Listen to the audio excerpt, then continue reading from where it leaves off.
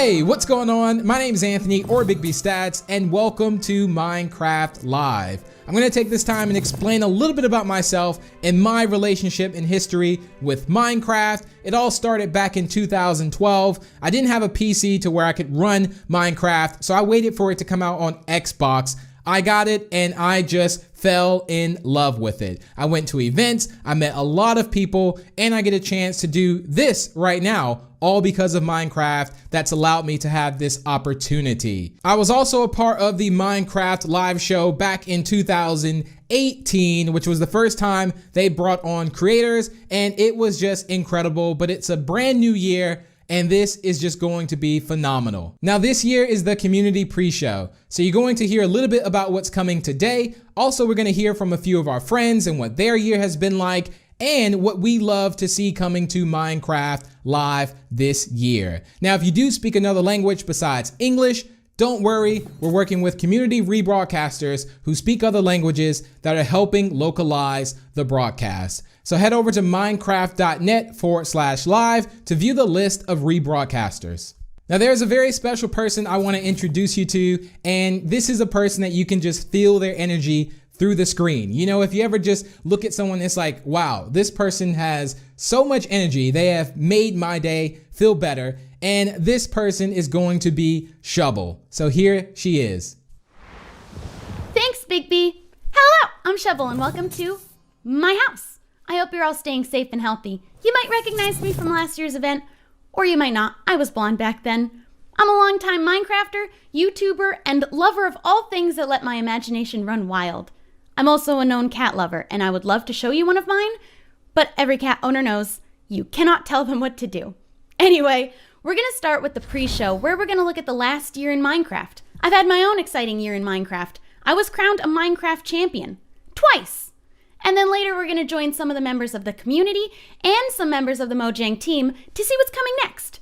I'm most excited about the mob vote, but I heard there's something big being revealed right at the beginning. So don't go anywhere, I'll be here watching too to find out what it is. So grab a snack and some water, and let's get into it. Was that good? Did I do good? Should I have worn the crown? I tend to demand more respect when I'm wearing the crown. Hello everyone, I'm Mariel, also known as Marielitai. You may know me from a couple of Minecraft series that I participated in, like Harmony Hollow, Mariel Craft, and Gamecraft, just to name a few. But I'm also known in the community for my innate ability to break the game. Randomly, for no reason whatsoever, it just happens completely out of my control, completely out of my hands.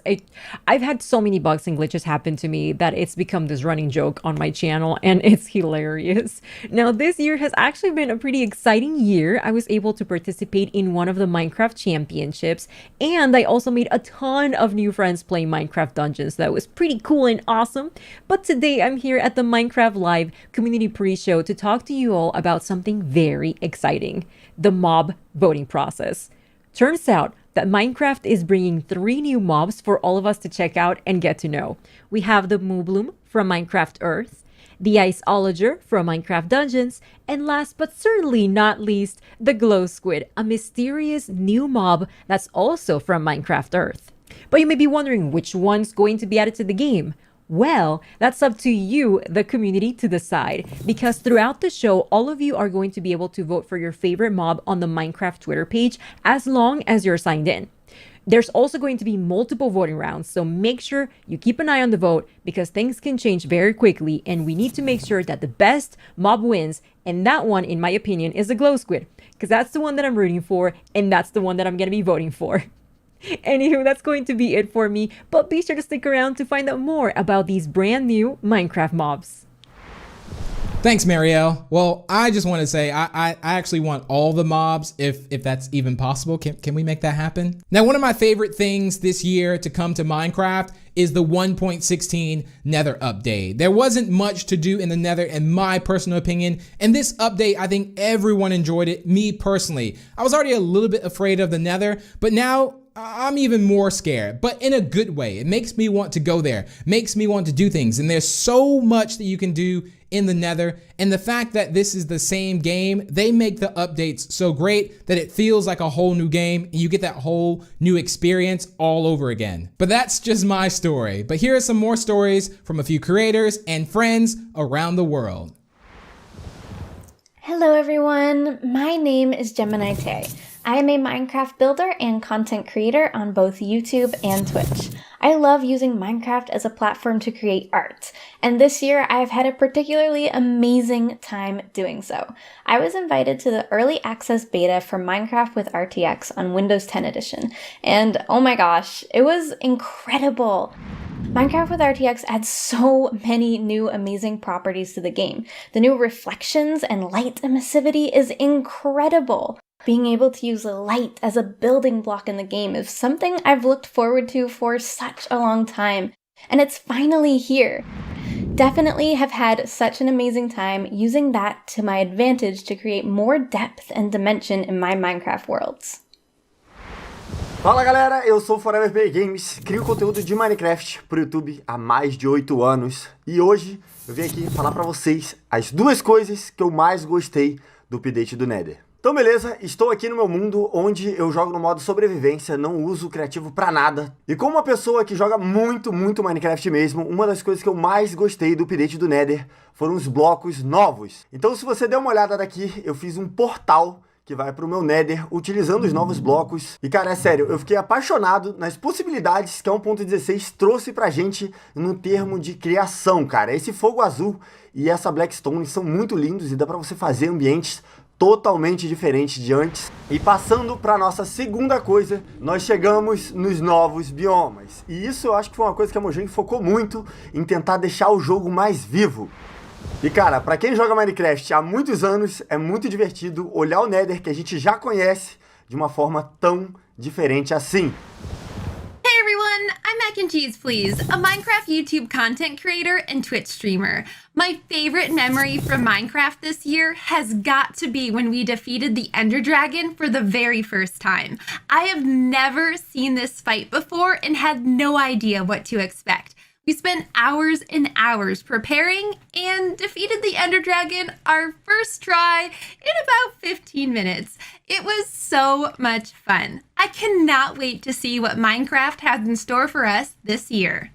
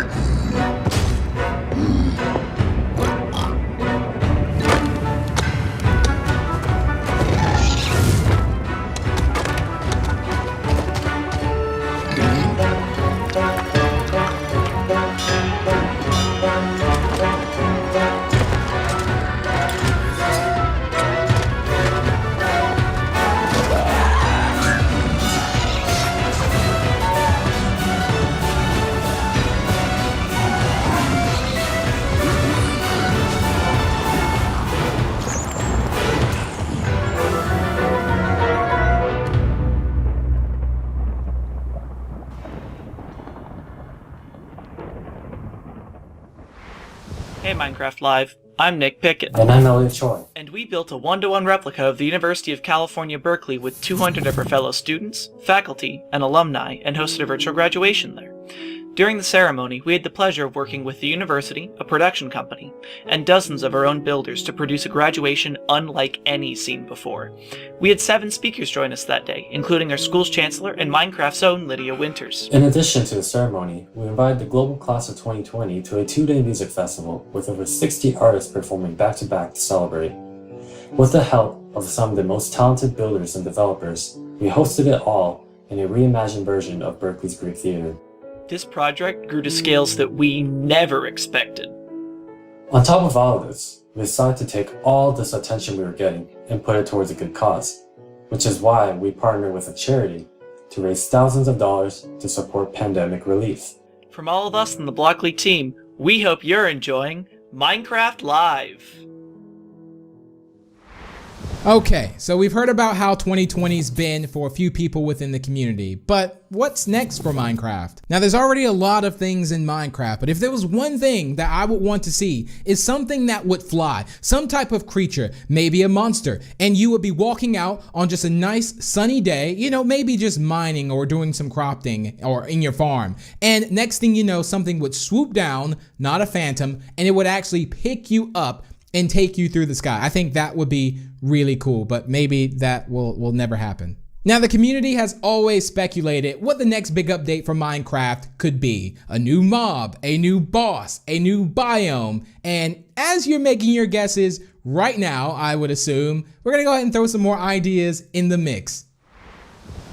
Well, hello there, Minecraft Live. Good times with Scar here, and I am a content creator and a member of the Hermitcraft server, and I have now been playing Minecraft for 10 years. This is my 10-year month anniversary, and what better way to celebrate 10 years playing Minecraft but to hang out with you here at Minecraft Live and to speculate on what we'd like to see added to Minecraft. And way back in the day when they added colored glass to the game, I thought, how cool would it be if these naturally generated in caves as if they were crystals, just colored crystals hanging from the caves just to add a little life, a little energy to the caves. And I thought that would be fun, but let's take this up a notch. Say we're down in the caves and we break open a wall into a gigantic cave with cathedral ceilings, crystals hanging down from the ceilings, and these crystals come in all the variety of colors in Minecraft, and we pick out one that we like. Say we're going to pick out the orange one, and we knock down that orange crystal, and we can take the fragments of this orange crystal and put it in a torch or put it in a lantern, and we're now casting orange light in Minecraft. That is right. We can now cast colored light of all varieties in Minecraft via torches or lanterns to add more atmosphere and more design possibilities with our builds. Just imagine your builds now, but being illuminated with color light. How amazing would that be? Now, another thing I'd love to see added to Minecraft is some way of auto loading and ejecting music discs from a jukebox. So now we have colored light in the game along with auto playing music. We have basically together here created a disco on Minecraft, and that sounds absolutely amazing. So let me know what you think of those ideas, and I cannot wait to find out what for real is coming soon.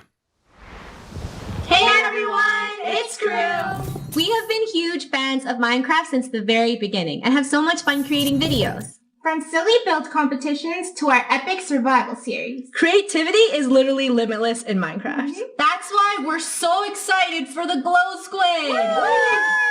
Woo! Ooh, we could build a glowing underwater city. Yes. That'd be so cool. Yes. I wonder what we'd be able to craft. Maybe we'll be able to craft glowing armor. I wonder what sound the glow squid makes. Like this.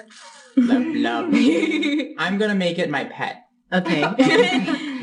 Bye! 안녕하세요, 마인콘 시청자 여러분들. 저는 유튜브에서 마인크래프트 채널을 운영 중인 램램이라고 합니다. 저는 8년 동안 마인크래프트를 즐기고 있는 만큼 저에게 있어서 마인크래프트란 제 일상에서 정말 큰 부분을 차지하고 있는데요. 올해도 굉장히 많은 컨텐츠를 녹화하고 업로드했는데 그 중에서 야생 관련 컨텐츠와 팬분들이 직접 만들어주신 컨텐츠들이 기억에 많이 남습니다. 마인크래프트에는 여러 바이옴이 존재하는데 그 바이옴 특색에 맞게 새로운 블록 아이템들과 몹들이 더 추가됐으면 좋겠습니다. 특히 바다를 굉장히 좋아하기 때문에 마인크래프트 바다에 더 멋지고 예쁜 블록과 강력한 보스몹이 추가되길 바라고 있습니다. 이상으로 여러분들에게 저 램램도 알리고 마인크래프트에서 보고 싶은 여러가지들을 말해보았습니다. 항상 저에게 좋은 추억을 주는 마인크래프트 정말 감사하고요. 여러분들도 계속해서 마인크래프트 라이브쇼 많이 시청해주세요. 그럼 안녕!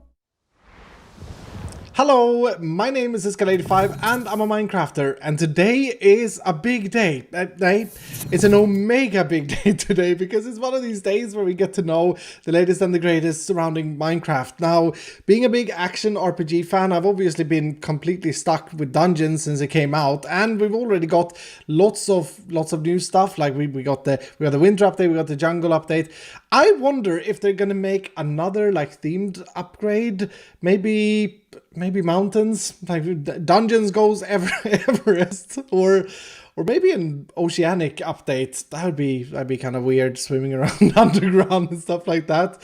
Anyway, personally, I'm hoping for two things. I'm hoping that we'd be able to customize our little character a little bit more, like the visuals of the character. I'd love to see like being able to get a skin that's outside the game into the game. That would be absolutely amazing. And I would really like to be able to change up that little base area. Add things, maybe put things on the wall. You find a cool sword, put it on the wall, memorize it. That would be absolutely amazing. You know, that's a very good point. I wonder what's coming next in Dungeons.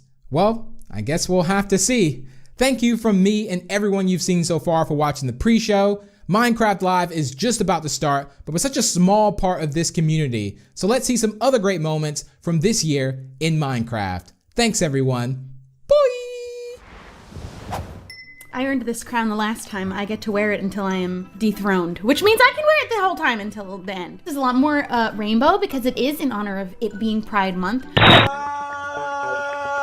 Was geht ab, Leute? Heute spielen wir Minecraft. すげえやばもう完全にここにあるよ本当にだってもうズームもできるし So I don't know if I mentioned this already, but I really want to use the real Minecraft hearts that come out from the pets when you give them a treat.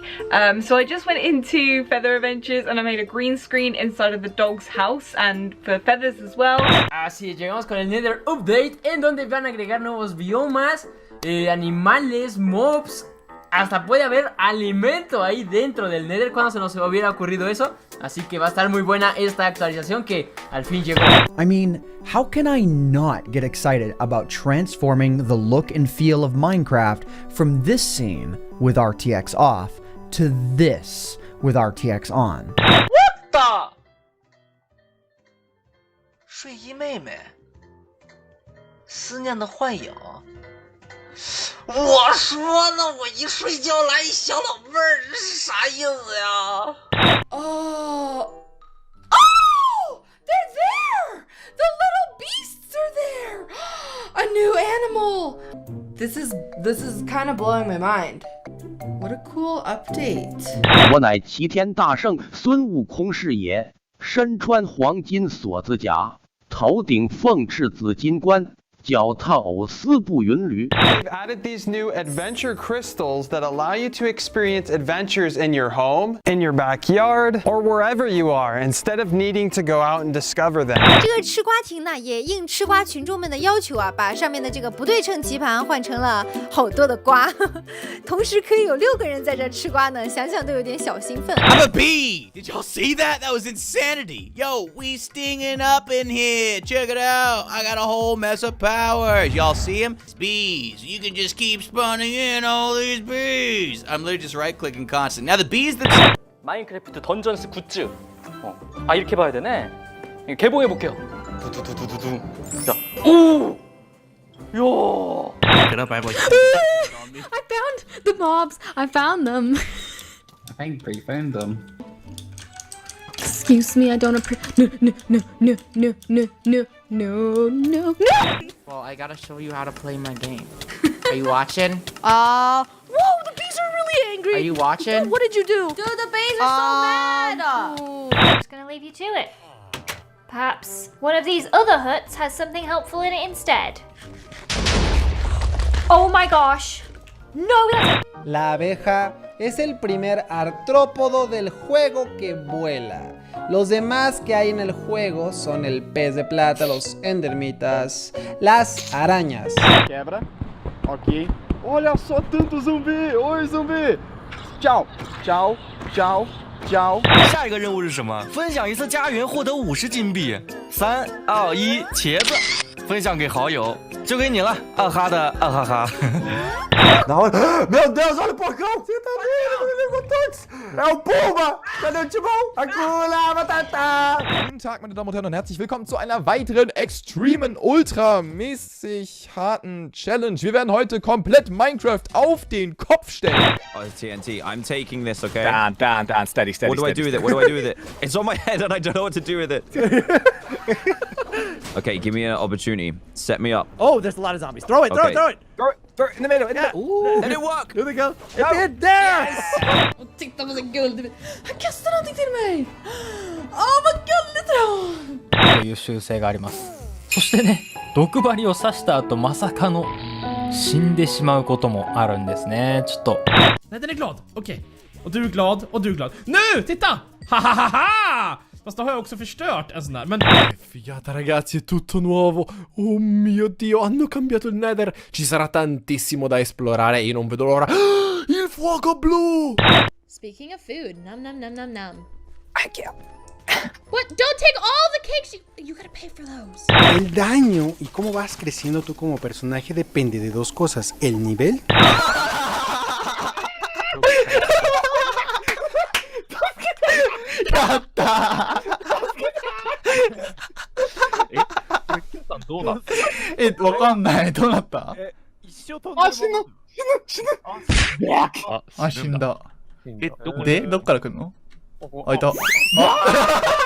There they are. Look at them. Oh, they are so cute. And that, right there, ladies and gentlemen, is our first bee nest. Look at that. I love seeing like the haze, the light beams. Oh no! Teleport to Spoonerism? Where did you die? Why would you want to teleport to me? Oh, I'm doing it now. Oh no. Are you alive? What? Cause I want to swim, and when the waves come crashing through, oh, I will let them pass around me, cause I feel so safe with you, and I want to feel at peace.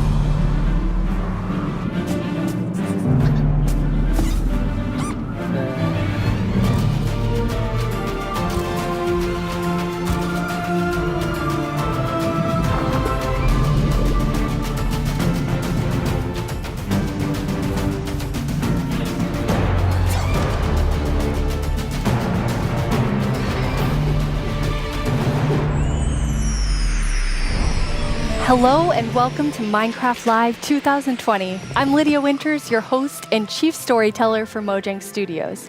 We're coming to you live from Stockholm, Sweden, the birthplace of Minecraft. Some of our amazing team members couldn't be here today, so we recorded the Minecraft Earth and Creator Tools segments in Redmond earlier this week. We are so thankful you're joining us. Before we get started, we want to acknowledge the number of challenges around the world right now, as well as the mental, physical, and emotional toll those challenges are taking on all of us. With that in mind, we want to give the opportunity today to take a breath, have fun, enjoy the games we love, and celebrate all of you, our incredible Minecraft community. It won't all be easy. You'll have to decide which mob to vote into the game, which, based on votes in previous years, will be super tough. You'll not only get to hear about what's coming to your favorite Minecraft games, you'll also hear directly from the development teams. We want you to leave today knowing about the exciting additions coming to Minecraft and also why our team has made those decisions. An insider's look at what's brewing at Mojang Studios. Today, we're kicking things off with the announcement of the we're going to tell you right now.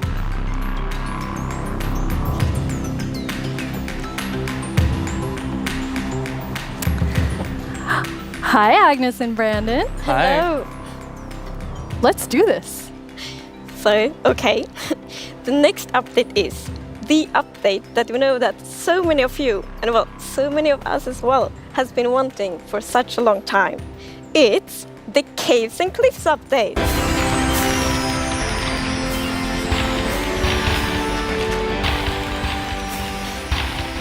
It must feel amazing to be able to tell everyone that.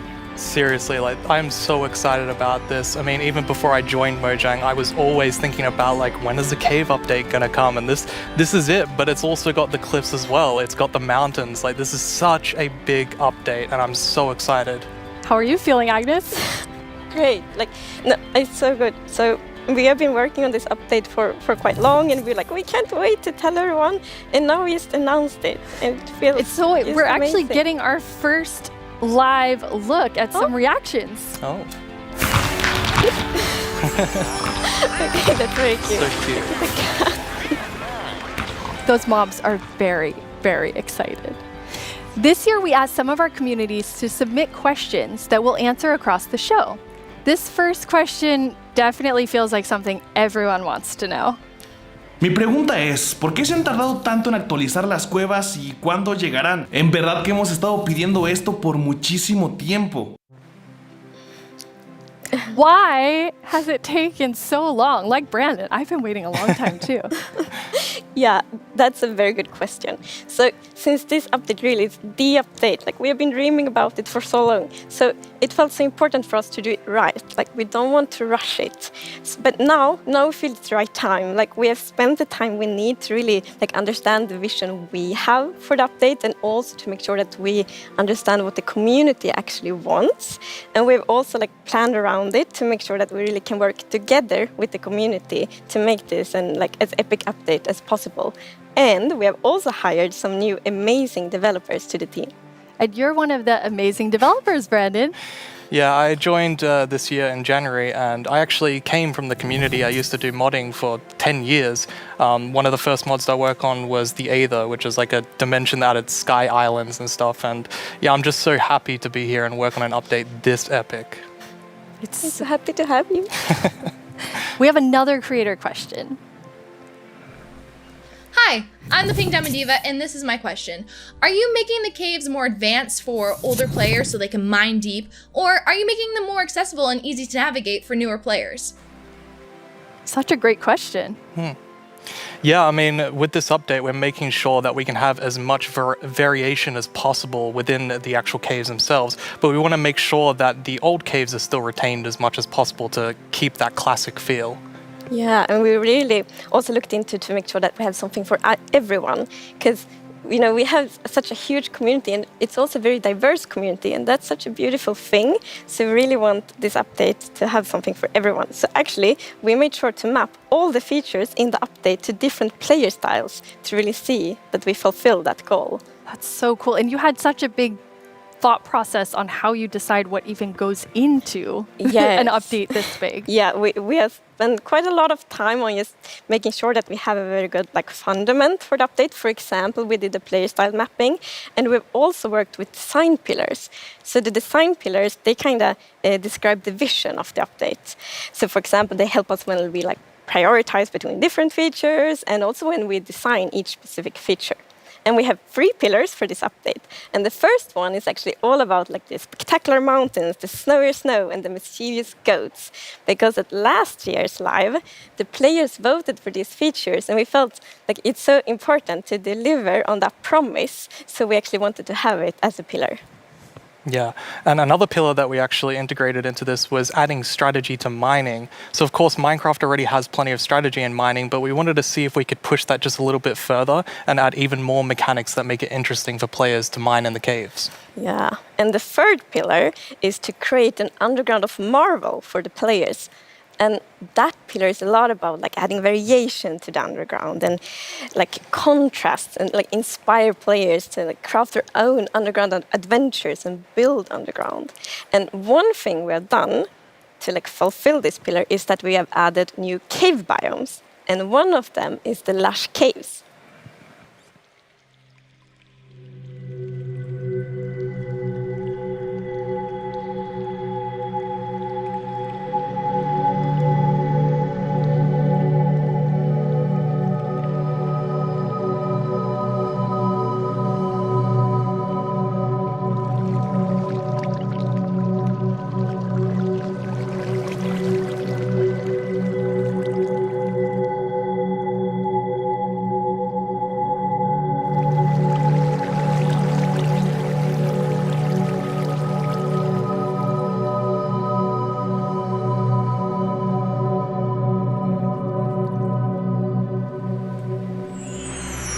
It's so beautiful. It doesn't feel cave-like. Yeah, I mean, we wanted to make sure that, of course, in Minecraft, all the original caves, you know, they're pretty much the same. There's not much variation in terms of vegetation or different features inside of it. So for this, we wanted something which is a bit more like light and lush and actually has vegetation. And I mean, I think it looks amazing. It's gorgeous. What was the inspiration behind it? So we were thinking about, okay, so how should it feel when you are in a lush cave? And we wanted to be like, so you feel like very tiny inside like a big garden or big forest. So like when you look up, it's actually like vegetation above you, it's vegetation around you. And one source of inspiration we had is actually a Swedish painter called John Bauer. Because in his paintings, it's always, or often at least, like a tiny character, and then it's like huge forest, and you see like the bottom of the trees because the vegetation is like so big compared to the character. And you're adding so many new plants in the Lush Caves. Yes, so I don't know if you saw, but there was this new tree that was actually above on the overworld, and this is called an azalea tree. So it's a unique type of tree that it'll be easy to spot for players, and if you actually find this and start going down its roots, you will find a lush cave there. So this is another part of adding strategy to mining, where, you know, there are certain landmarks which will allow you to understand what you're doing in the game. That's cool. And another one of the new blocks is a block called Spore Blossom. And it's that, you maybe saw it in the video, it's a big pink flower that you find in the roof of the Lush Cave. And it will drip particles from that flower, but it will also actually feel like a big volume around it with particles. So it's similar to the particles that we added to the Nether biomes in the Nether update. But the cool thing here is that you can move the flower if you want to and get these particles anywhere you want in your world. So you can actually be very creative with that. That's so awesome. And the Lush Caves have a real glow to them from one of the plants. Yes. So there are vines in the Lush Caves, and they have glow berries on them. And these are actually a light source. And you can also pick them and eat them if you want to. Nice. Yes. And another plant we actually have is the Dripleaf Plant. And you can actually see that they can kind of grow from like water or anywhere else. And they grow quite tall, but they have like a little plant on the top that you can actually hop onto. So the idea of the mechanic behind it is that the leaf will actually tilt down when you stand on it too long. So this will actually make you fall through. However, after a few seconds, it'll come back up. So it's kind of this like platforming block that allows you to just, you know, continue platforming over and over again, which I hope is really exciting for, you know, content creators making maps. Yeah, you can build like your own platforming levels, and then they will repair themselves. That's kind of neat. It's so beautiful in there. And there's actually a mob coming to the Lush Caves. Yes, there is. But we will actually not tell you about this mob now, because in the end of the show, we will show even more features coming to the Caves and Cliffs update. And then we're going to show that mob. This is the first time we have so much that we're actually splitting the update section into two, at the beginning and towards the end of the show. It's amazing. Yeah, it's exciting. You've also worked on improving the cave generation. Yes. Yeah, so as you can see here, I mean, this is drastically different to what caves used to look like. And there's definitely still the old style of caves, but we wanted to make sure that there was much more variety in the sort of caves and the shapes and the sizes you could get. And even here, you can see that there's some water underground. Yes. So we actually added something we call local water levels. So in one cave might find like a cave lake, and another cave might not have that one. And this also means that we get naturally generated waterfalls, which is so pretty. And it also kind of gives like new ways to traverse the underground. You can actually go cave rafting. Yeah, so you'll see in a bit that our player here will actually use a boat to raft. And that is just such an exciting opportunity to be able to traverse the caves in a very different way than you used to. Yeah, we were playtesting, and then one of the devs like, look at this, it's so fun, and all of us just started to go with the boat on the waterfalls. It was a lot of fun. So another thing to note here is that you could see that a lot of the ores were actually glowing. This is just for preview purposes. Ores aren't going to glow now. It's just that the caves tend to be quite dark, and we want to make sure that players can see the shapes of the cave. Now, will that only be for the like normal caves, or will this run across all of the new cave biomes? Yeah, so the really cool thing is that like the new cave shapes and sizes is completely independent from the new biomes. So that means that we have so much variation.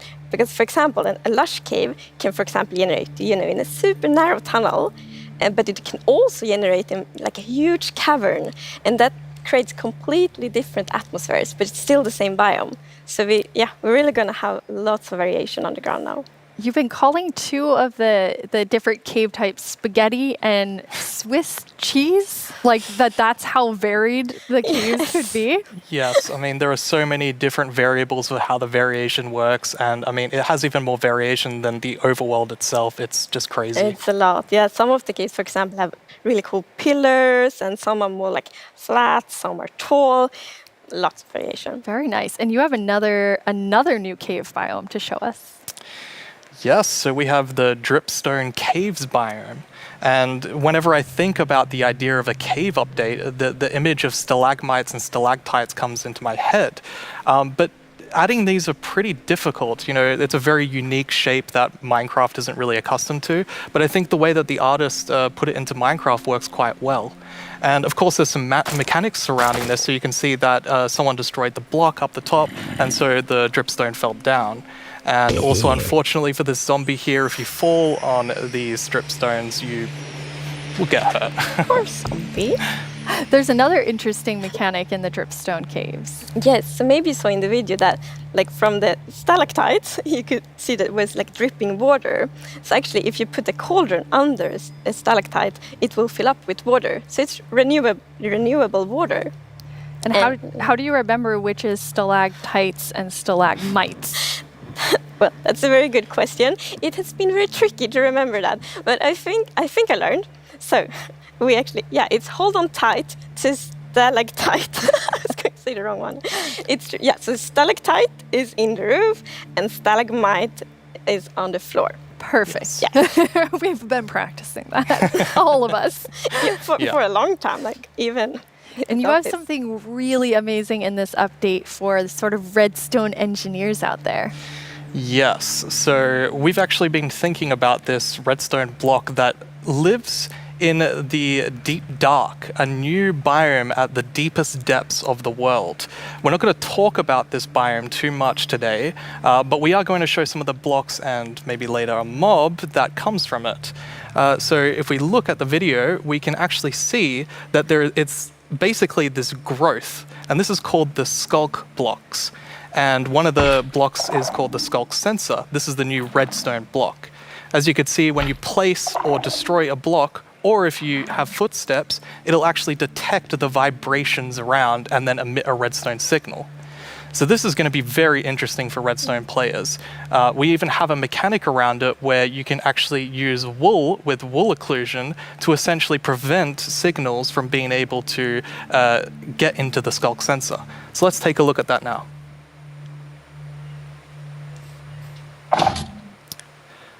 And as you can see here, I walked next to the Sculk sensor, and it's actually kind of doing an infinite loop where the piston is causing a vibration, and then it's activating the Sculk sensor and going over and over again.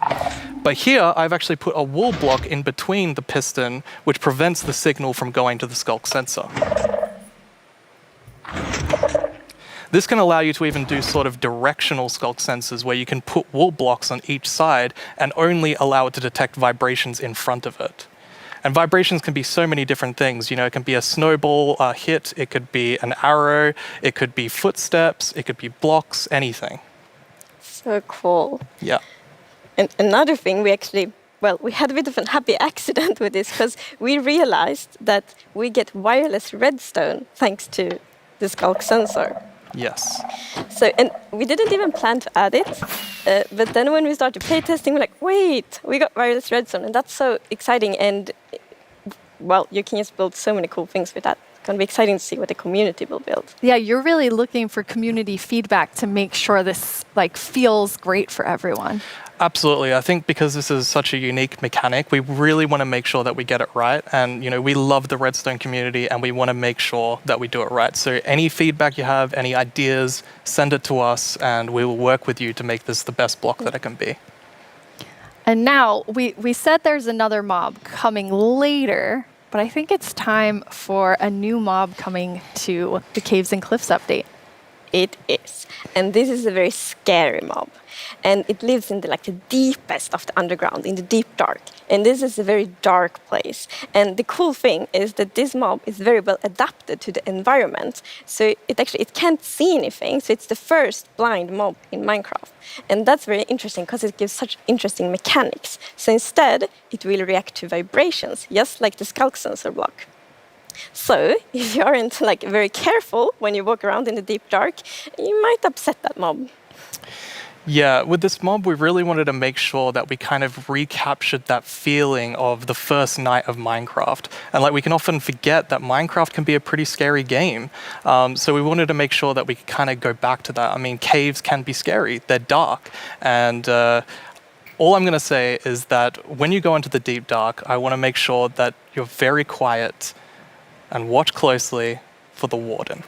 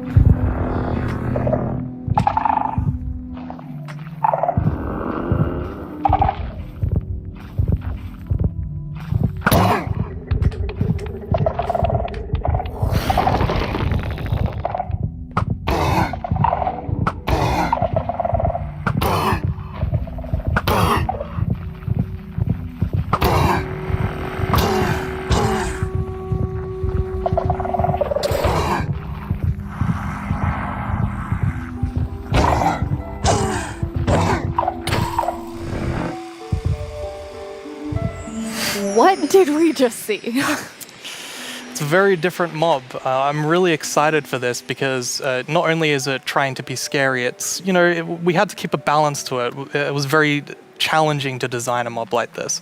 Another thing that's really important to note is in that video, I was wearing full netherite armor, so it's very powerful. You definitely want to watch out. Yeah. Which I think also is such an interesting gameplay, because like if you want to, you can avoid it, but then you need to really be careful, like sneak all the time to not make like any kind of movement that it will detect. But that's a lot of fun, and it's like feels scary, but in the good way. And you wanted to kind of take everyone back to that first night experience with the Warden. Absolutely. I mean, I had such an amazing experience when I first played Minecraft. Like, it was terrifying listening to zombies underneath my house and in the caves, and hopefully we can bring that back to players, but, 10 years later. Yeah. But that would be just amazing, because you hear so many lovely first night stories. It's such a big thing, and I mean, I'm also very fond of my first night in Minecraft, so we hope to give that experience again. But you really balance sort of the look of it. It's like, it's almost cute, but also really, really terrifying. How did you decide? Yeah. We actually worked a lot on, how does scariness look in Minecraft? Because we wanted to be very scary, and we didn't want to take away from the scariness. But we felt, let's add some derpiness to it. So it's like a mix. So for example, we added the mouth. I love the mouth. And some actually reacted like, oh, it's so cute, which I think it's more scary, but I think we find like the perfect balance. Yeah, absolutely. It really has character. Yes, definitely. Well, you've been sitting up here. You just announced an update that everyone has been waiting for, and we actually have some tweets that have come in. Oh, that's awesome. Okay, that's amazing to see. So much excitement. Oh, even more tweets. So it's lovely. It's like we really developed this game together with the community, and now to see that people are so happy, that feels so good. Yeah, honestly, it's such a privilege to work on a game like this and an update like this, and we just love this game, and we want to make the best update that we can for everyone. Yeah. Thank you so much, Agnes and Brandon. That was a lot of amazing new things. Don't forget that we have another segment full of even more cave updates later on in the show. Now let's head over to our Minecraft Live correspondent, Vubui. I hear he has a first look at something you all voted into the game last year.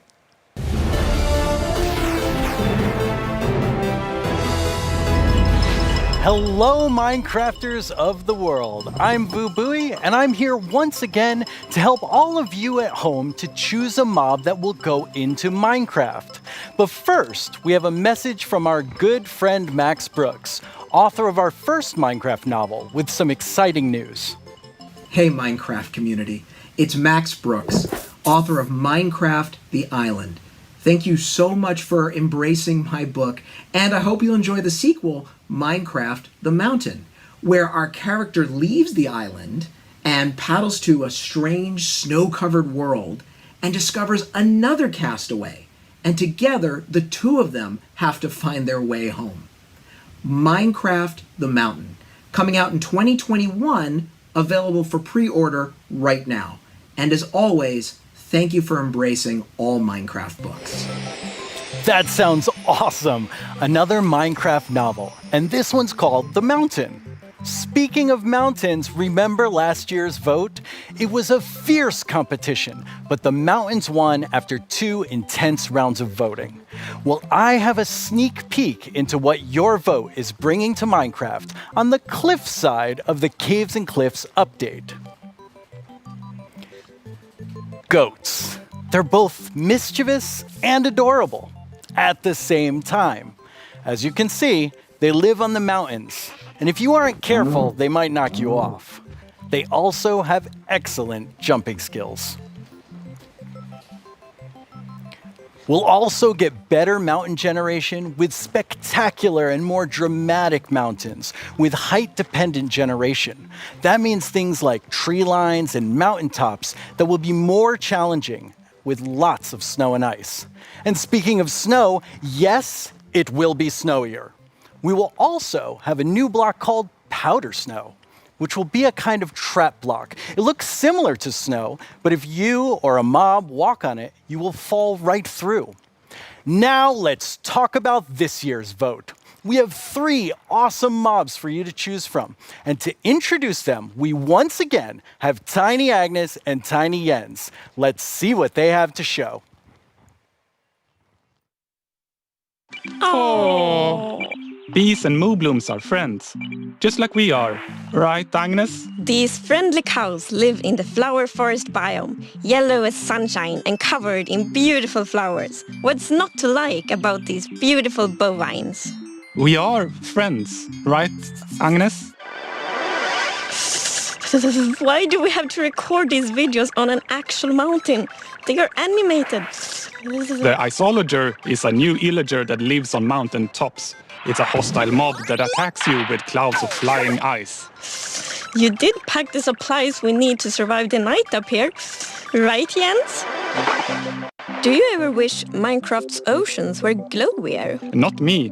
I always wish for world peace. Sure you do. Well, wish no more. Meet the glow squid. Wow. What was I meant to say again? Vote for Minecraft? Can't talk. Must admire glow. Agnes, Jens, it's really distracting. They're so tiny, and they're so susceptible to distraction. Hopefully that won't happen to you. Now let's go over how... Hello? Oh, hi, Tiny Agnes.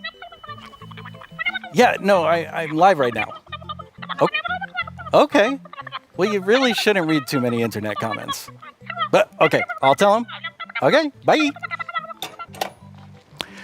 Tiny Agnes would like everyone to know that she and Tiny Jens are, in fact, good friends. Okay, where was I? And why do people keep leaving phones around the studio? Now, let's go over how you can be a part of what is likely to be an epic showdown. Don't let this decision be made without your voice. Be ready to cast your votes. First, make sure you have a Twitter account. If you don't, go to twitter.com, sign up for an account, and make sure you're logged in. I'll let you know when the voting starts. Then you'll need to go to the Minecraft Twitter account to find the latest poll. Think carefully, debate with your friends and family, make a decision, then click on the mob you want to make it into Minecraft. There will be 2 voting sessions, and I'll let you know when each one begins. For now, just be ready and keep dreaming of victory for your favorite mob.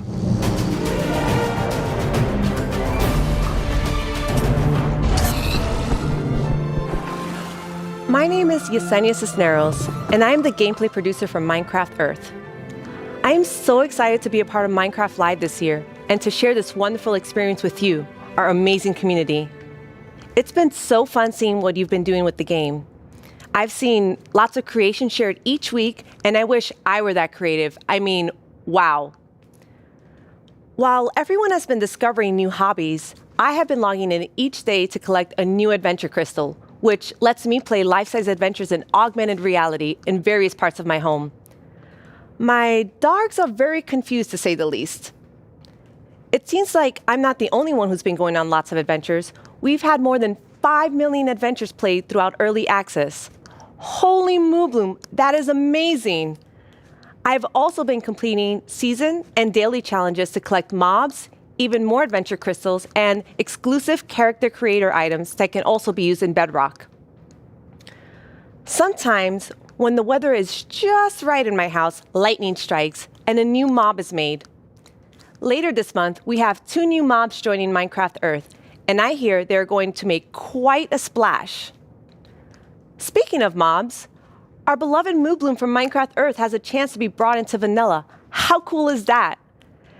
Now, I'm not going to tell you who you should vote for, but what I am saying is one of these mobs is definitely way more adorable than the rest, so choose wisely. In our last couple releases, you may have noticed that we added slime ball and slime blocks. With that, I'm super excited to let you know that we are adding pistons and sticky pistons to Minecraft Earth. Be on the lookout next week for a content update, and I can't wait to see the awesome creations you make with blocks, items, and now redstone contraptions. Our friends Mumbo, Jumbo, and Grian recently took a Minecraft Earth road trip and made their own awesome creations. Let's get a sneak peek at what they discovered. Hello everyone, my name's Mumbo, this is my friend Grian, and this is my 1974 VW bus. There's no air conditioning, there's no heating, there's no radio, there's no anti-locking brakes, no power steering. There's no seatbelt. I've owned it for about 4 years, and to be frankly honest, it's pants. Times were definitely different in the 1970s, so it's ridiculously slow, and it's definitely lacking some of the modern comforts you would usually expect to find in a car these days. We are embarking on a grand tour of England, going from the south coast up to Wales, and it's going to take us 3 whole days. I'll be honest, Grian, mate, would you class that as a grand tour? Well, yes, we have no radio, so it's going to feel a lot longer. But you see, this isn't a regular road trip in a rubbish old van, this is a Minecraft Earth road trip in a rubbish old van. With Minecraft Earth being a game you can play on the move, we thought we would travel to a bunch of different locations in the UK. Some of them are iconic, some of them just feel very Minecrafty, and some of them are barely linked to Minecraft at all, but we just really wanted to go to them, so we did. Oh, he took it out on the guy next to him. We also had to go integrating Minecraft Earth with real life. Minecraft Earth Frisbee is a bit of a challenge. Dude. Sorry. Minecraft Earth Badminton can be quite dangerous to onlookers. Sorry, John. And real-life sand blocks are alarmingly difficult to construct. If I just film this angle, there we go, there's our sand block. All in all though, the road trip was a huge success and we had a lot of fun. You can expect to see the full-length episodes appearing on our channels very, very soon. Wow, it looks like Mumbo, Jumbo, and Grian had quite the Minecraft Earth adventures. At Mojang Studios, we've also been making more original content than ever before on our Minecraft YouTube channel. Our goal is to create shows that give you inside knowledge directly from our team. We're even giving away all of our secrets in a new series called How We Make Minecraft, which honestly feels sort of risky. And guess what? We have lots more awesome Minecraft content on the way. Here's a look at what shows you'll find on our channel. Here's 10 things you didn't know about me. Yo to the yo-yo. My name is Jens, I'm here. Wait, no! Stop!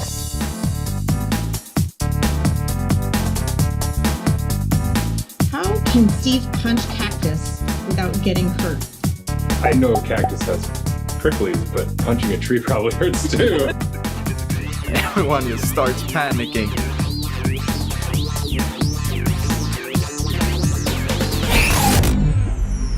Please like and subscribe. I've always wanted to say that. But really, you should. It's good stuff. In 2017, you voted for the terror that is the Phantom, and I personally have not forgiven you for that. In 2018, the taiga won your vote with fantastic foxes. Last year, it was the mountains with our soon-to-be friends, the goats. What will you, the Minecraft community, do this year? Let's review our choices once more. I was inspired by some of the amazing handcrafted things I've seen made by our community over the years. So I decided to make my own versions of our 3 mob choices. Hi, babies. For illustrative purposes. I think I did a pretty great job. Took me 3 months each. Anyway, all the way from Minecraft Dungeons, we have the Iceologer. They make clouds of ice that smash down on whomever they are attacking. Not quite as chill as they look. From Minecraft Earth, we have the adorable Moo Bloom. I hear they may come with a new flower, the Buttercup, and I'm pretty sure they'll be best pals with bees. Also from Minecraft Earth, the Glow Squid. As the tiny trio will surely attest, they sure are distracting to look at. The first voting poll is now live on the Minecraft Twitter account. Make sure you're logged in, go to the poll right now, and click the mob you want to win. We'll check back in before we start the second and final poll.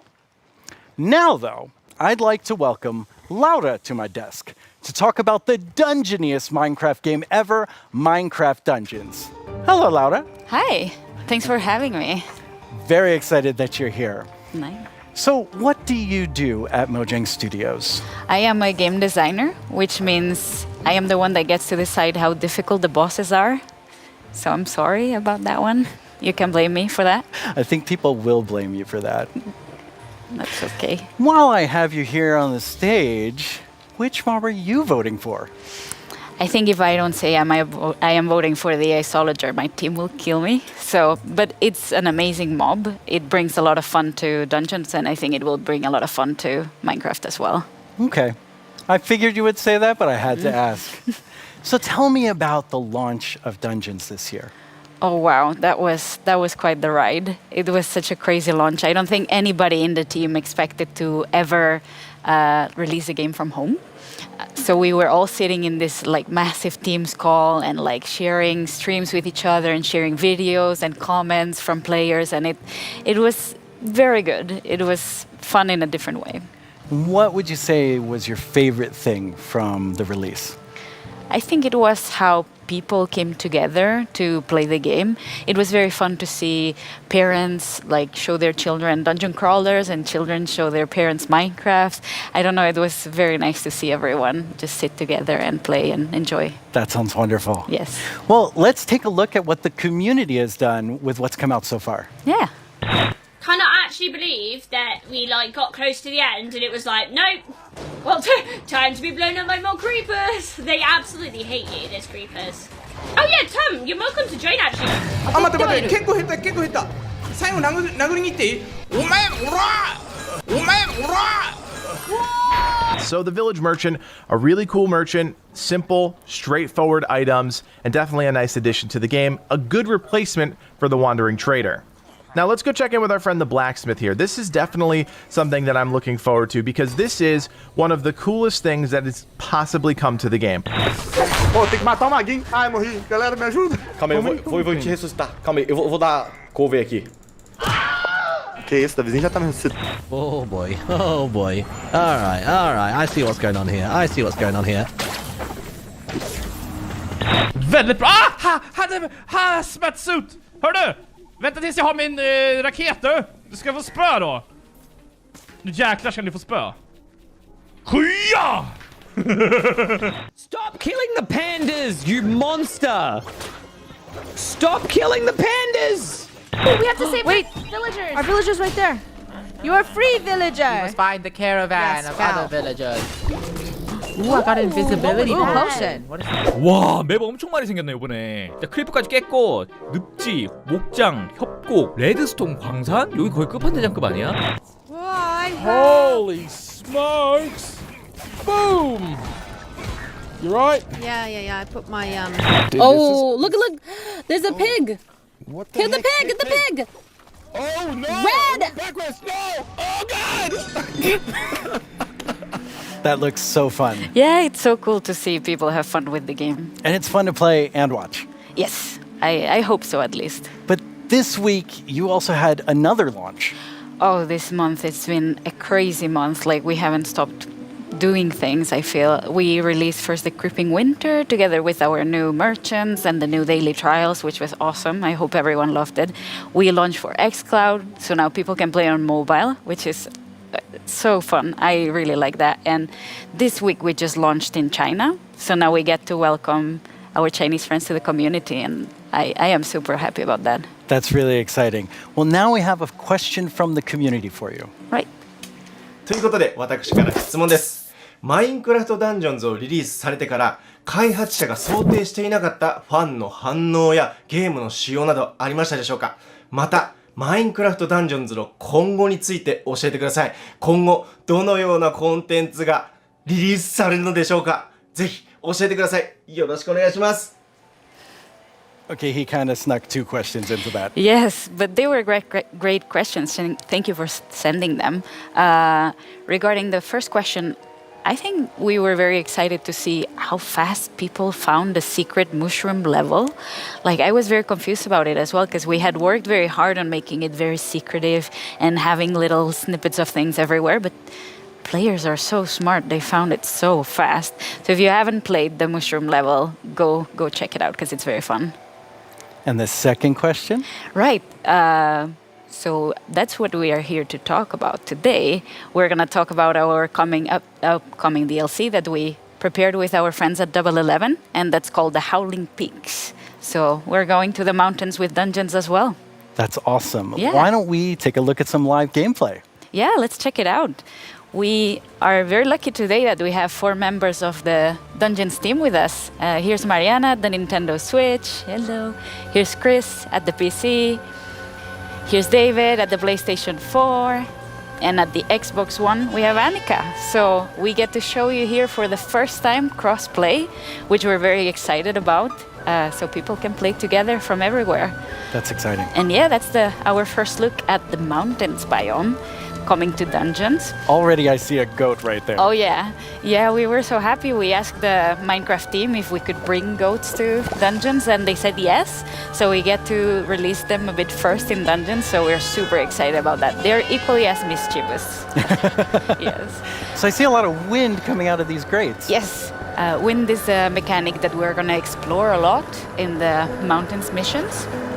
And the players will be both challenged by it and will be able to use it. So the wind will push the player, so you need to be a bit careful, but at the same time you'll be able to use it to solve puzzles, push items and open doors and stuff like that. So yeah.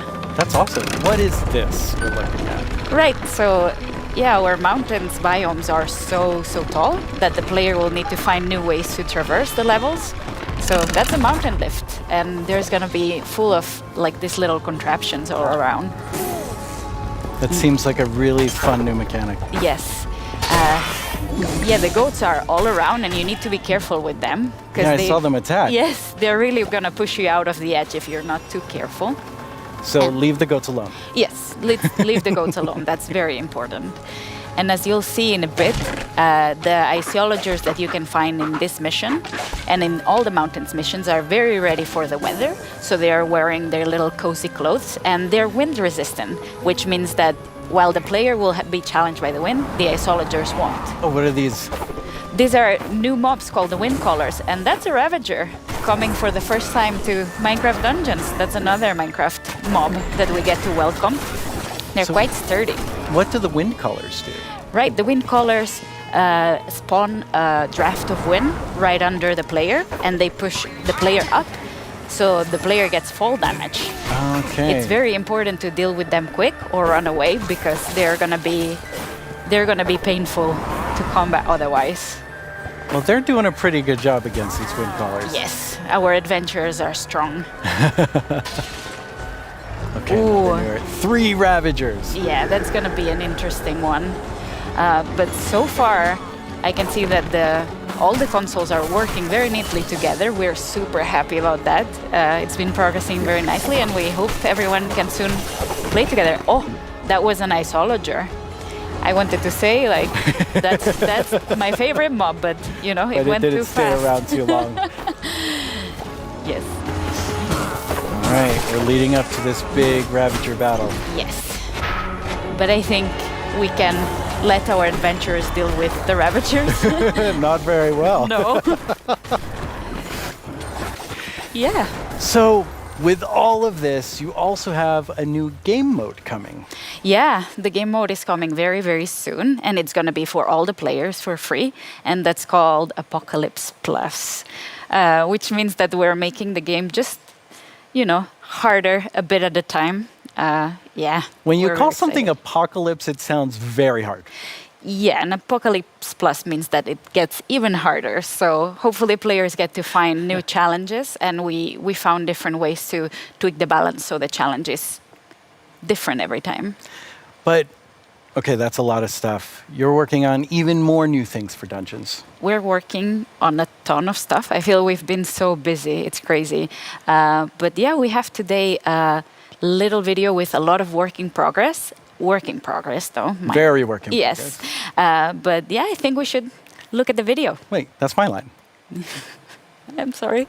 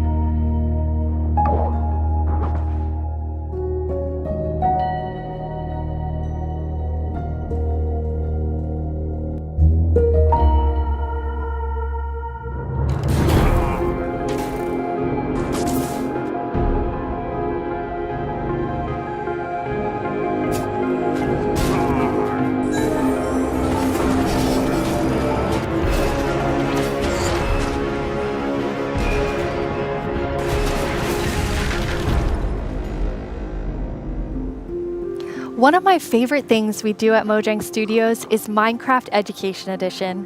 Students around the world are able to learn in exciting and interactive ways using the game as a learning-based platform.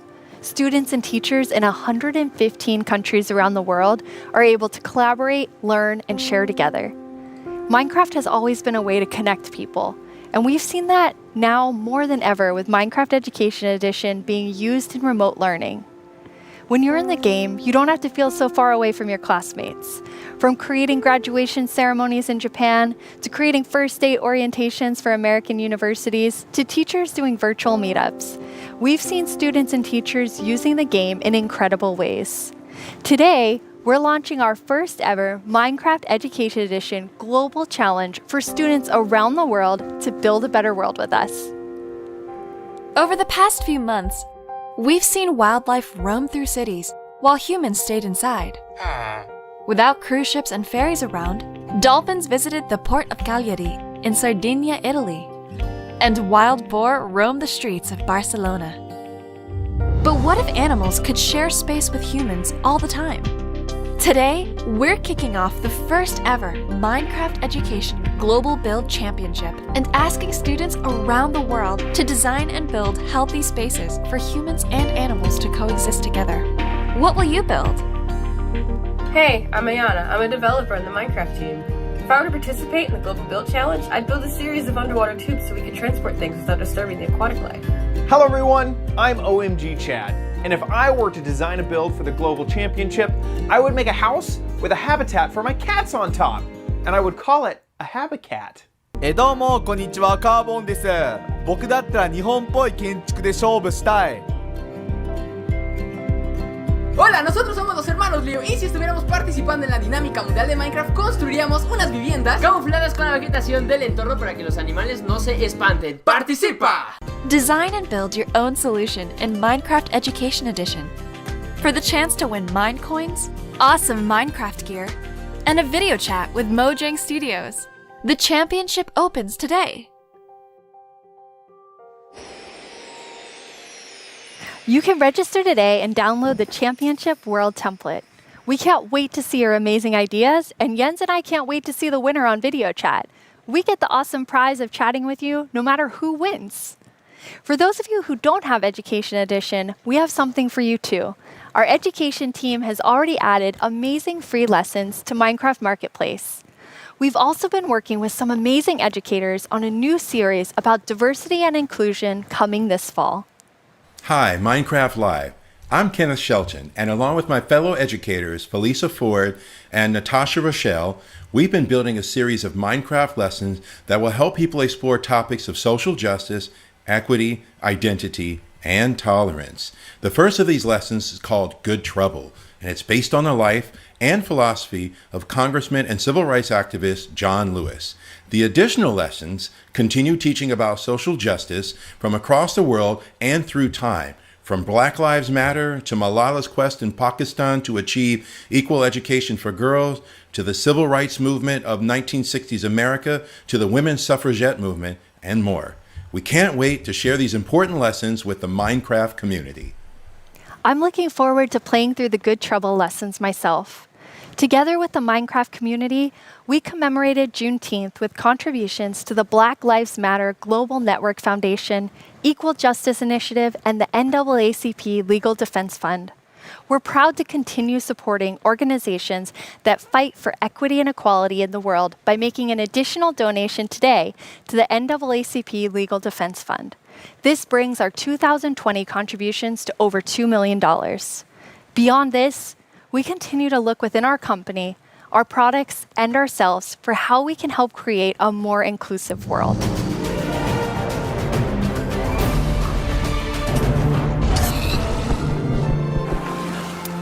Now it's time for a brand new segment of our show.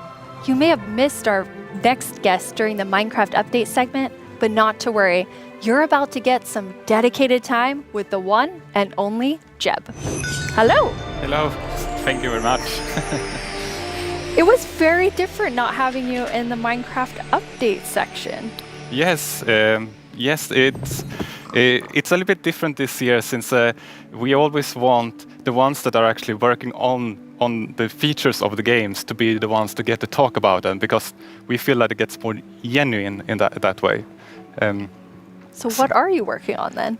Yeah, that's a good question.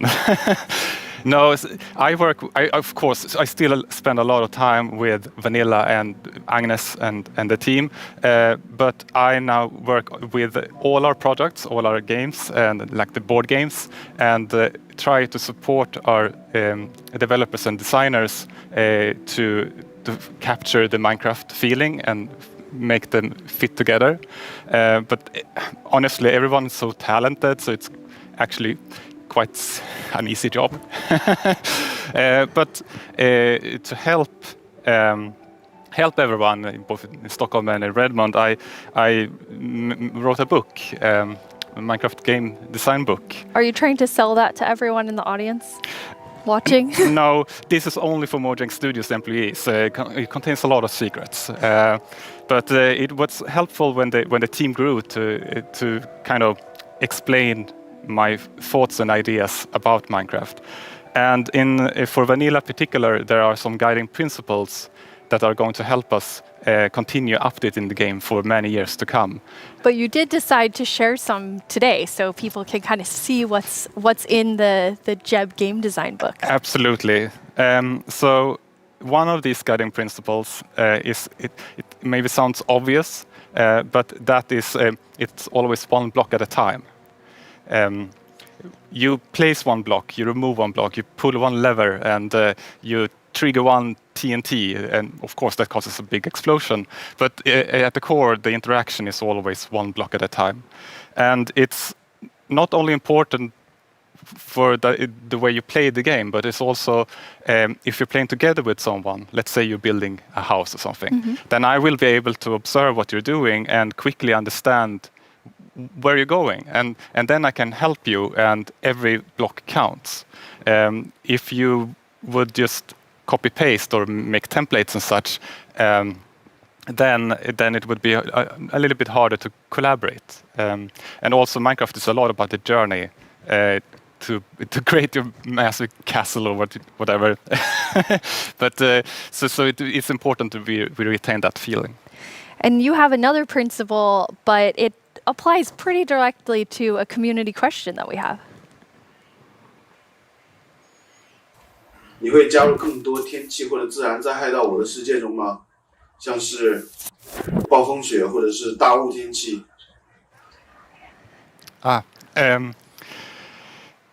我的世界的中国玩家大家好，感谢你的提问。Wow, yes. Yes. The Chinese community inspired me to try to take on a new language, but I have a long way to go, honestly. But about the question, if we're going to add things like natural disasters, that kind of contradicts one of our other guiding principles, that bad things happen, but they're technically the player's fault. Okay, they're the player's fault. Yes, in the sense that it was either caused by a player, like a griefer or summoning in the wither, or a player was nearby, such as when a creeper explodes.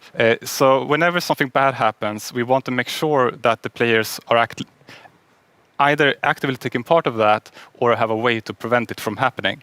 And an earthquake or a tornado would obviously destroy something that you've spent hours building. But there's definitely a few I can think of that maybe fall outside of this principle. There are still a few cases, like Endermen can grab a block and maybe wreck up some redstone, or you can have an unlucky wolf running into your sheep garden. But there's also, the worst thing is of course lightning strikes that can set your whole house on fire. But I'm hoping that Agnes and the team may have a plan for that. Exciting. So what's the last feature you were active in developing? Yes, the last feature I did was the netherite feature. I thought that was a very important part of the Nether update and wanted to help where I can.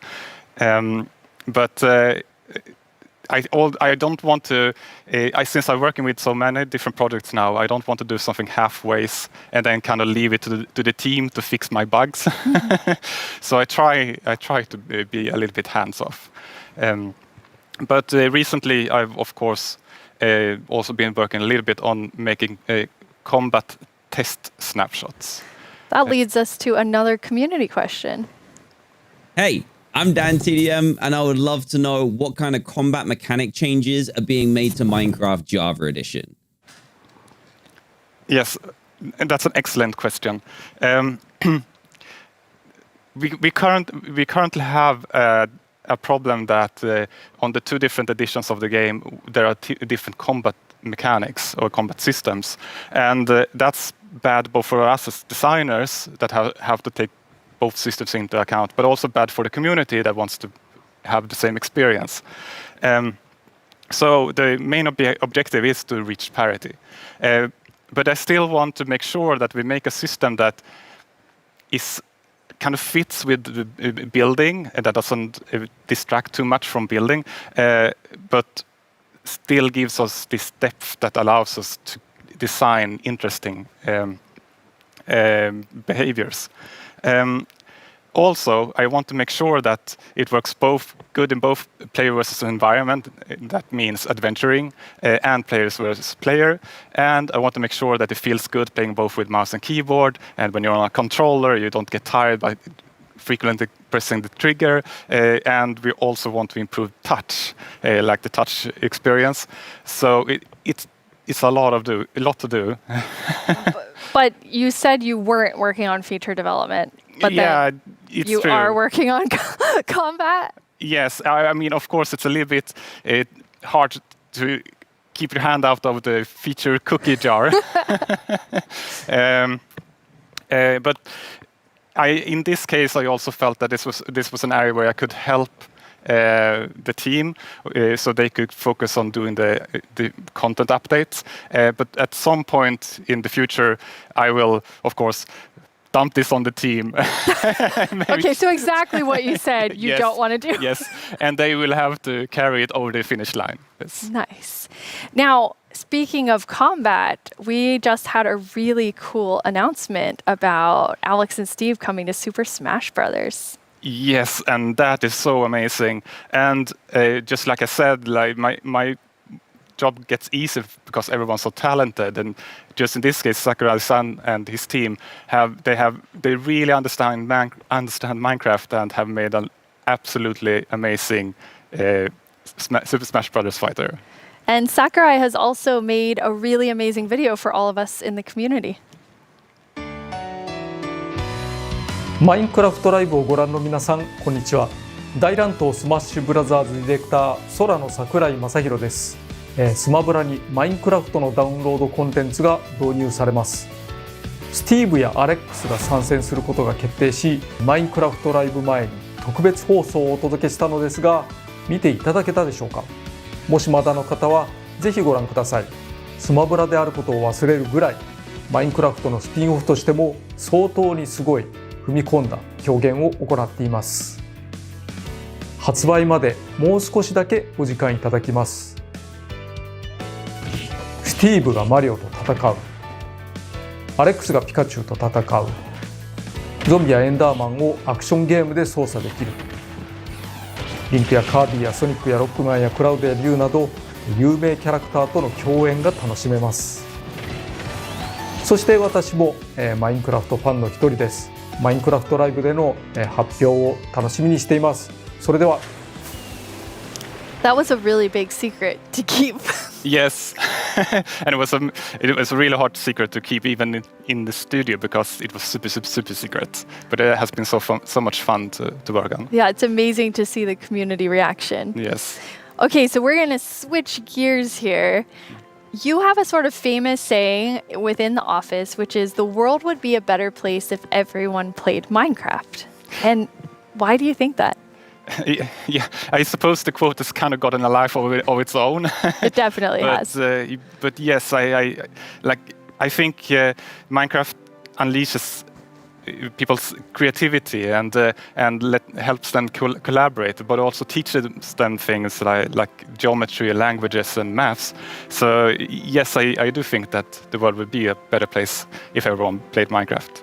But I know that you also are very engaged in building a better world. You're interviewing me now, Jens. Thanks. I mean, I think I feel so privileged to work on Minecraft because of all the amazing things that people do with it, from Education Edition, and something I'm extremely passionate about is Block by Block, which is our partnership with UN Habitat, and it's really helping people reimagine their public space and then have it built.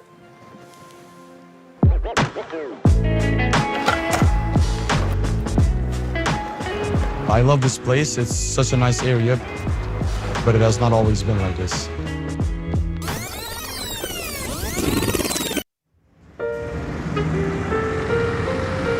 Well, before, the area felt very cold and unsafe.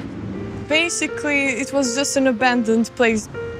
Block by Block is a program created by Mojang and UN Habitat where we use Minecraft to help community members redesign their neighborhoods. Kosovo has been impacted by years of conflict, and in those situations, we often see communities divided and public spaces neglected. It was a really cool project because even the little kids like me could help out with make the city a better place. They got to use Minecraft to sketch and try different solutions about how the space could be improved. It was very fun because you felt like to be able to help the city while just playing. After that, the ideas were presented to local architects and city planners, and later that year, construction started.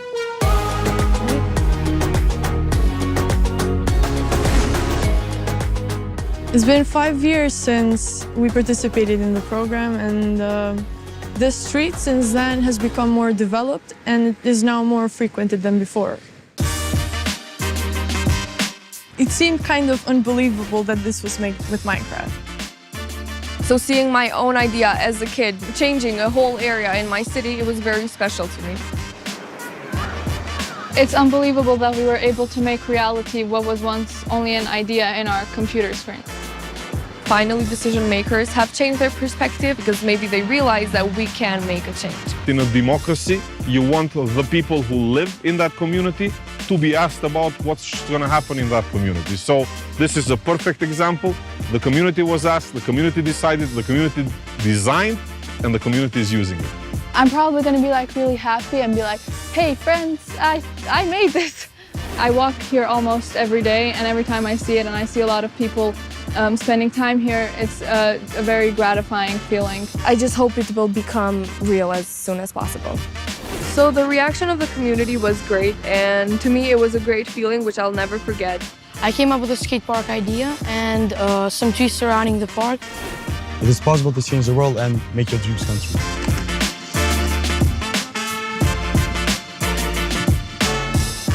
It felt like I was being heard, and being heard and listened to is one of the best feelings that you can feel.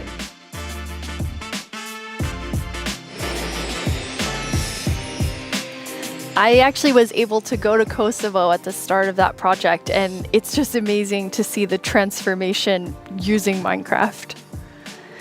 Yeah, it's amazing. Yes.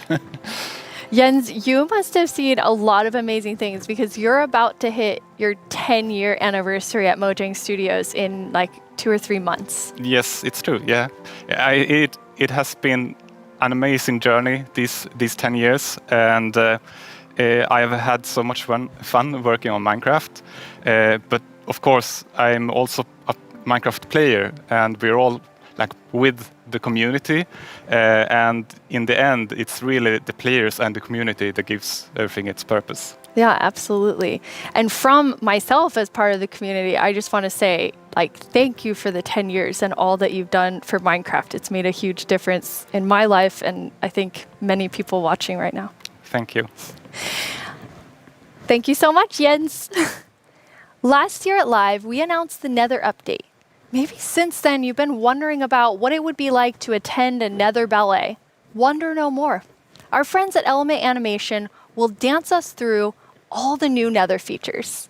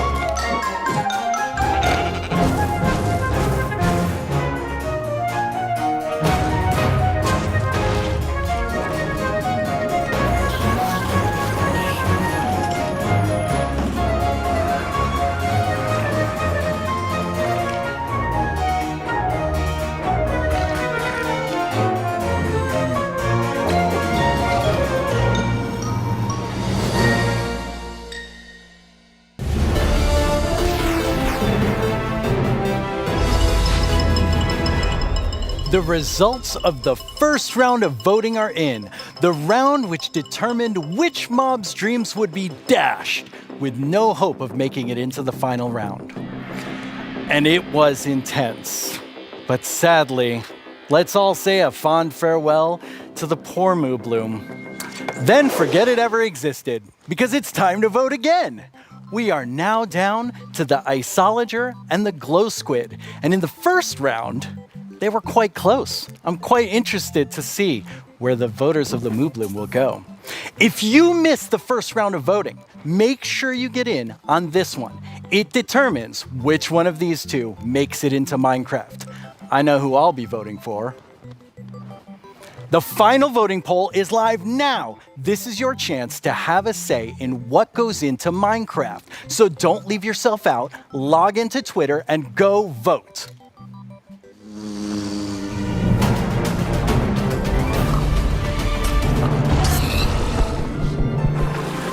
Hello, I'm Quinn, head of the Marketplace Partner Program, and I'm joined by two of my favorite people. How about you guys introduce yourselves?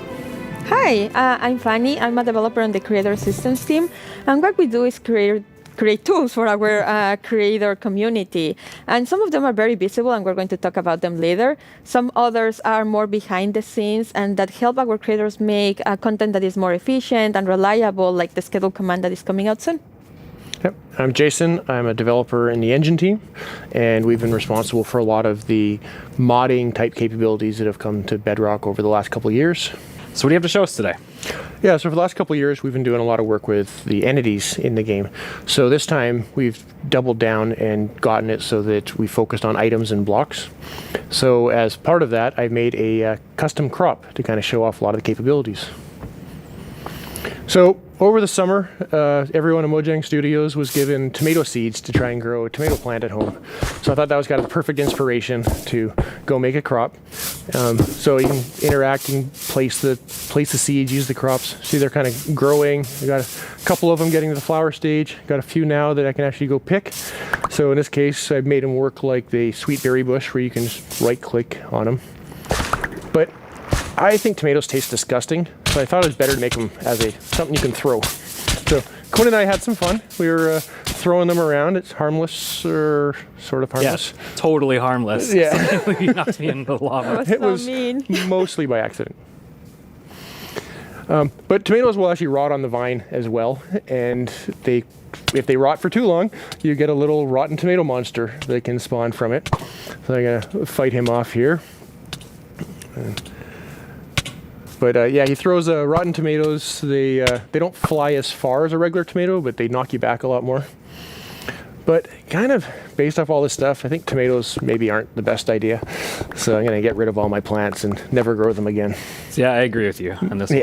But So all they're these so healthy. It's true, they are pretty healthy. So with all of these new custom crops, creators can go and make some really cool kind of like farming style maps. Oh, definitely. So like, I think crops are a great example of showing off how they all can kind of come together, because you get the items that you can get there. Normally you would eat the item, but or you can make projectiles.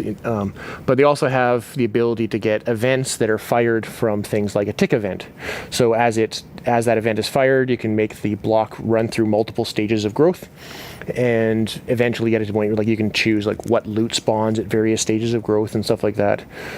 Yeah, I thought it was really cool how you could like interact with them like a normal berry bush, but then get the tomato out. Yeah, it's just another it's an interactive event that you can key into. Yeah, and then there's a tomato monster there at the end too. Yeah, I call him Tomo. Little Tomo, it's so cute. It's not even scary, but yeah, it's an example of what you can do with them combining events and commands. That's one of the features that our creators have requested for so long, just having commands to be able to run them when something happens. So now, instead of also in addition to doing it with actors, you can also do it with blocks and items. In this case, as the flower is rotting, you can disappear that crop and also summon a tomato monster, a Tomo monster. Yes. Well, that's really cool, because like I can totally see creators like using all of those combinations of features to make some like really cool like adventurous maps. Yeah. Like, for example, the little adventure that we can show you, where we were going to the desert, and then we found this mysterious a golden skull, and also an equally mysterious pedestal in the middle of the desert. So we decided to place our golden skull over there and see what happened. And yes, we have a mountain that is hollow. And as the brave warriors that we are, we went exploring. And obviously, we found some creepy monsters inside. Luckily, we have our trusty custom sword to fight them off. Oh, that helps. I'm not sure if we even survived that. Yeah, that doesn't seem very safe. No, not at all. But that pedestal, I know that's one of the most requested features, block models. Yeah, so I've been super excited that we finally be able to get block models in. It's something we've been wanting to do for years, and we were finally able to work on them and get them in. So we got it working with using the same formats that we've been using for the entities, so the same tools that people have been using to build custom mobs, they can use to build the blocks with. Oh, that's cool. So you don't even have to like learn a new skill. You can just continue. No, it's almost identical. That's awesome. And then I noticed on the hotbar with the golden skull, there was like a little red triangle. What was that? Yes, it's a new feature that we're calling item lock. I don't know if you found yourself sometimes just going through some content and you have this special item and then you die and you lose it, or maybe you drop it accidentally. Now we've made it so that creators can actually lock something on your inventory so that when you die or you press Q, it won't go away. That way you don't lose your mysterious golden skull to unlock the next stage. It's so nice. I was going to say, that makes it super easy because I've definitely been in an adventure map and I lost the key on accident and then I had to go and, try and fix that. Yes. And then when you place the skull, there was a lot going on in the background. Like there's 3 features to talk about right there. The first one is like we wanted to give more power to creators with cameras. And this one is just a small one where we just shake the screen. I don't know if you noticed that one. And then you can help players convey something like there's an earthquake going on, or maybe something is about to fall over you. So you can do that with this new tool. Or dinosaurs. Or dinosaurs. Get a dinosaur steps. Yes. The second one that we noticed there is structures. You can now place them using commands, whereas before you had to be using a structure block, which is more complicated and time-consuming. Now you can do it much more easily. And as part of those commands, you can now animate the structure placement. For those that know this, like the mountain was opening, and that was just a structure animating. We provide a couple of effects. One is just like a 3D printing animation, and the other one is layer by layer. And yeah, you can combine them to just achieve very cool effects. Yeah, I can see like creators, using those to add just another level of polish to their world. Exactly. Absolutely. And then I recognize the scorpions. Yeah, well, the desert theme, it felt appropriate to bring them back. They've always been one of my personal favorite custom mobs that I've ever built. Yeah, but after watching that video for so long, and ended up having a nightmare about having to rescue my mom from Really? some aliens riding scorpions. It was creepy. I'm sorry, that was not the intention. It was creepy and funny. Yeah. Well, speaking of aliens, I know our team put together a really cool sci-fi parkour map that, they made you run through, Jason. Yeah, I'm pretty sure they knew this when they asked me to run through it, but I'm pretty awful at parkour. So it took a few tries to get a clean run through. But at the beginning here, it's a pretty typical sort of parkour map of running and jumping, but we definitely have some twists up ahead. And here's kind of the first one of, even I know I can't make that jump. So let's see what's in the chest. And we got a Sliminator. So I'm pretty sure you know what to do here. So now, hopefully, I will jump and be able to clear this gap. And please, yes. Make it up. So to get teleported to the next section, kind of make it along and see what next obstacle we have. So now I know the chests have useful things in them. So we got a Blockinator. And we'll throw that across and get a little platform. Now I can make this jump. Even I can make that jump. And we got the hot dog, or the cyber dog, and float up. But it poisoned me, so I needed to use the antidote to rescue me there. Make it across and get through here. Now we got a wall in the way, so let's see what tool we have to get through the wall.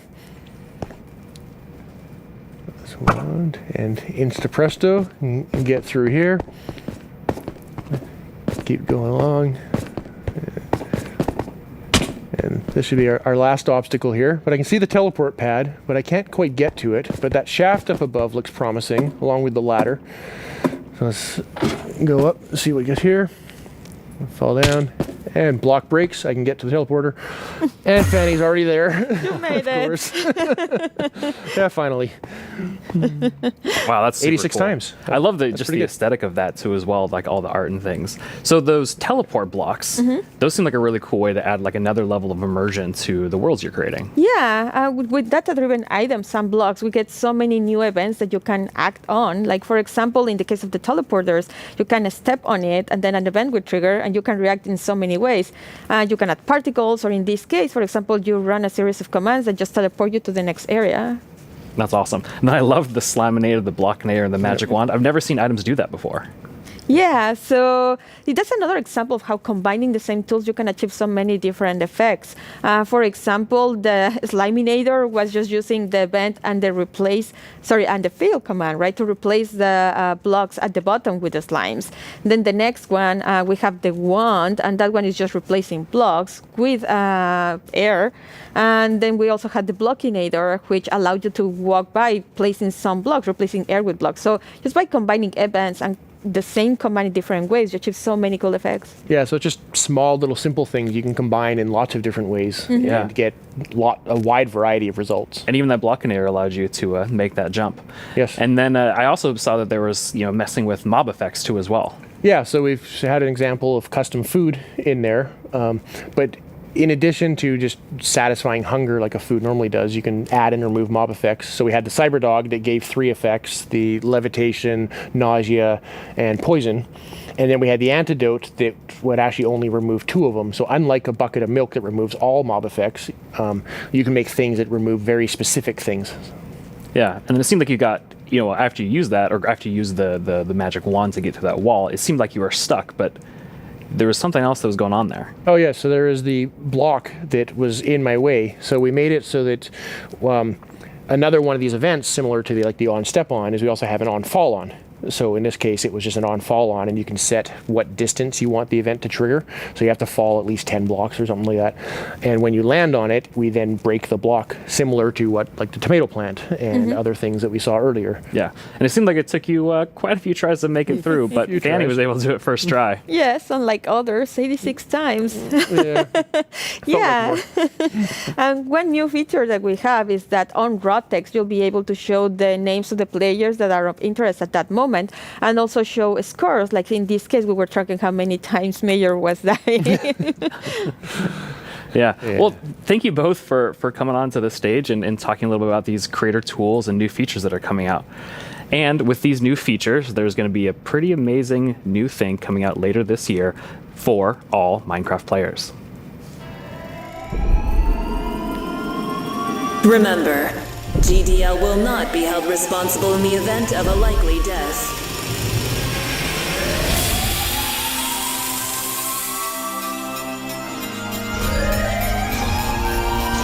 Your descent will begin in 3, 2, 1.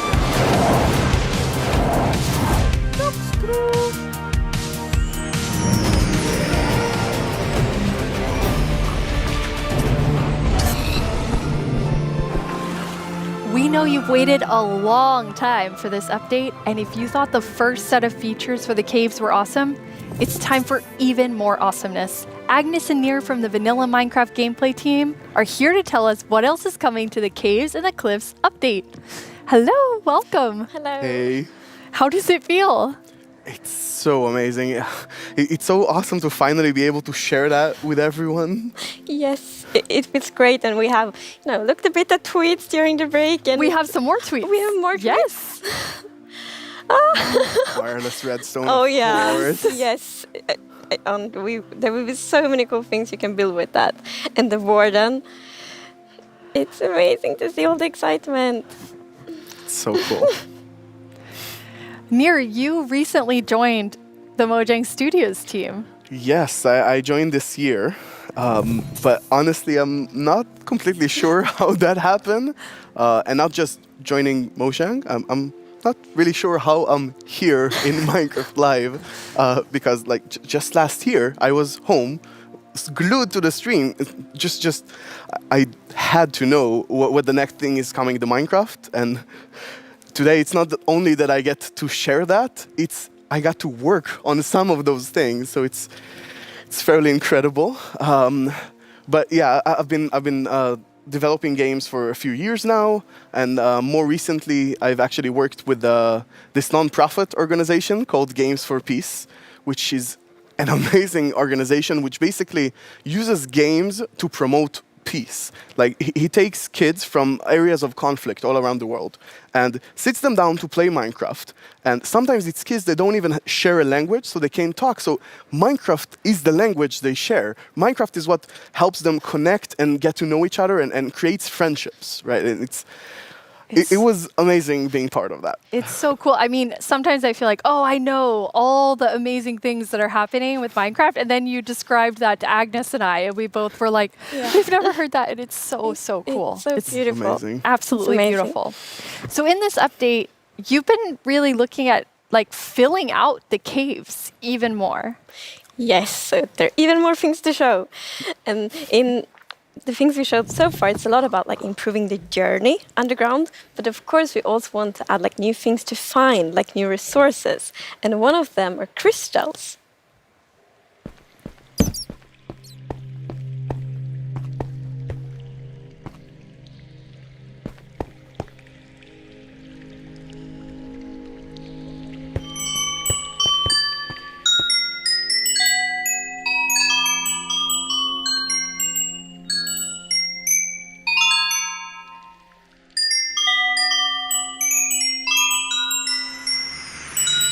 They're so beautiful. Yes, that the moment you turn the corner and you see that glowing thing, it's like incredible. The atmosphere in the crystal geode, it's like mystical. They're so pretty. And we were thinking a lot about like what is the purpose for crystals in Minecraft. And one thing is like they should have a use, and we will talk more about one of the usages soon. But the other thing is a lot about just adding a lot to the experience of exploring. And we want them to be quite rare. So when you find them, it's really gonna be like magical, because they're just beautiful. And you know, when you walk on the crystals, you hear these sounds. Yeah, it's just, we talked before about the pillar of Underground of Marvel. And I feel they're just the perfect feature for that sort of pillar, right? But you can't just take them with you. Right, so you can break the crystal plant we saw in the video, but they actually grow from a very special block. And that block is unobtainable. It's sort of like you think about spawners, right? You cannot just take it and put it in your base. It makes you go and build farms all around your world. And that also encourages you to create tunnels between them and find out ways of transferring those items from place to place. And I just love those sort of features that really encourage other gameplay in the game. As an explorer myself, I'm very excited about finding all of these. And you mentioned a usefulness to them. Oh, yeah. Yes. So, from those crystal plants, you get crystal shards items, and you can actually use them to craft a telescope.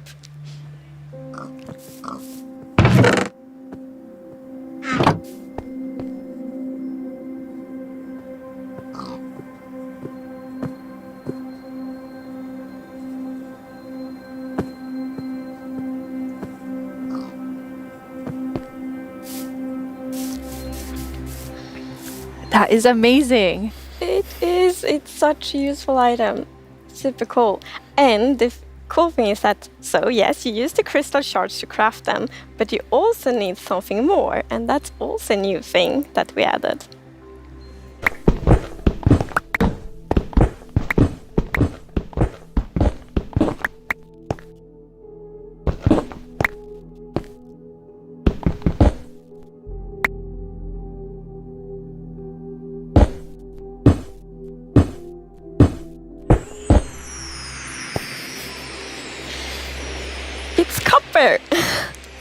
That's amazing. Yes, it's new ore. And you saw the copper ore in the video. And a very interesting thing with the copper ore is that it generates in a different way. So normal ores often generate like an ore blob, but copper is different. So imagine that you are out mining and you see copper ore. So you're like, okay, I'm gonna mine the copper. And then you see some stone. It's like, they look a bit different. So you continue to mine, and then you find another copper ore. And you probably go like, okay, I think I found a copper vein. So we're actually adding ore veins to Minecraft. And like they really add so much to mining. It gets so interesting because it's kind of like following a trace when you mine, and they tie so well to the pillar we have about adding strategy to mining. Yeah, that's amazing. And you've personally wanted copper in the game since you maybe before you started. Yeah, you mentioned it once or twice. Well, maybe a few times, but yes. So I think I got inspired by the pretty copper roofs in Stockholm, and they are all green because we have so many like old buildings here, and we've actually added that mechanic to Minecraft as well. So you know, if you place a copper block, it will first be orange, but after a while, a pretty long time, it will turn green. And it's something I think it's so cool because it actually adds history to Minecraft. Because for example, if you have a really old Minecraft world, then you can see on like a house and like, oh, the roof turned all green, and then you know that that house has been there for a really long time.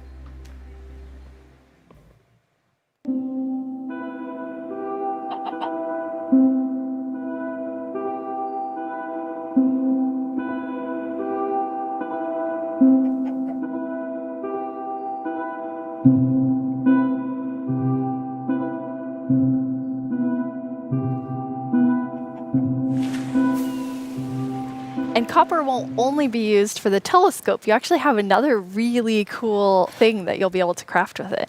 Yeah. So Jens talked a bit before about these design principles that we have in Minecraft. And one of them is that if something bad happens, the player either caused it or it has a way to sort of avoid it. And one of those exceptions, for example, is lightning striking. Now, some people like to build wooden roofs in Minecraft. Some even build wall roofs. Looking at me, Right. It's not at all like the grandest castle in my realm actually has a roof fully built of wool. Yeah, that's not a good idea. No, but we did get some fires. yeah. So to try to help the players with that, we are introducing the lightning rod.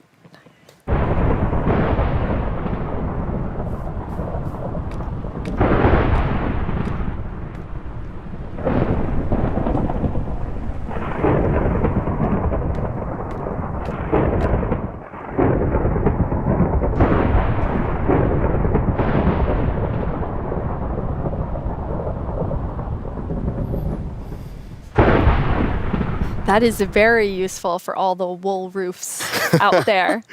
Yeah, I think this is a problem that happened to a lot of our players. Even personally, I had this peaceful game that I played with my partner, and it wasn't peaceful. And we went out and we were like looking at animals, collecting a few animals to our base, and we came back and our house was gone. And I was quite confused because I consider myself to be someone who knows a bit about Minecraft, and there are no creepers, there are no endermen. So what happened? We figured that probably a lightning strike hit and burned down the house, and we were quite traumatized because we were not prepared for this. So I think this lightning rod is really going to help with that. Yeah, now you don't have to worry about that problem anymore. No, I'm gonna place like lightning rods everywhere on my wool roof. Good. Will be perfect. Good. Now, you've introduced a lot of things already, and players already have a lot of trouble with their inventory and the amount of items, but you have an idea for that. Yes. So, as you know, we keep adding new blocks and new items all the time, and that do create a bit of an inventory problem. And we're aware of that, and we have actually been thinking quite a lot how we can solve it, because we want to have like a good gameplay solution, we want it to be balanced, and we actually have an item in this update that will be really helpful, and it's the bundles.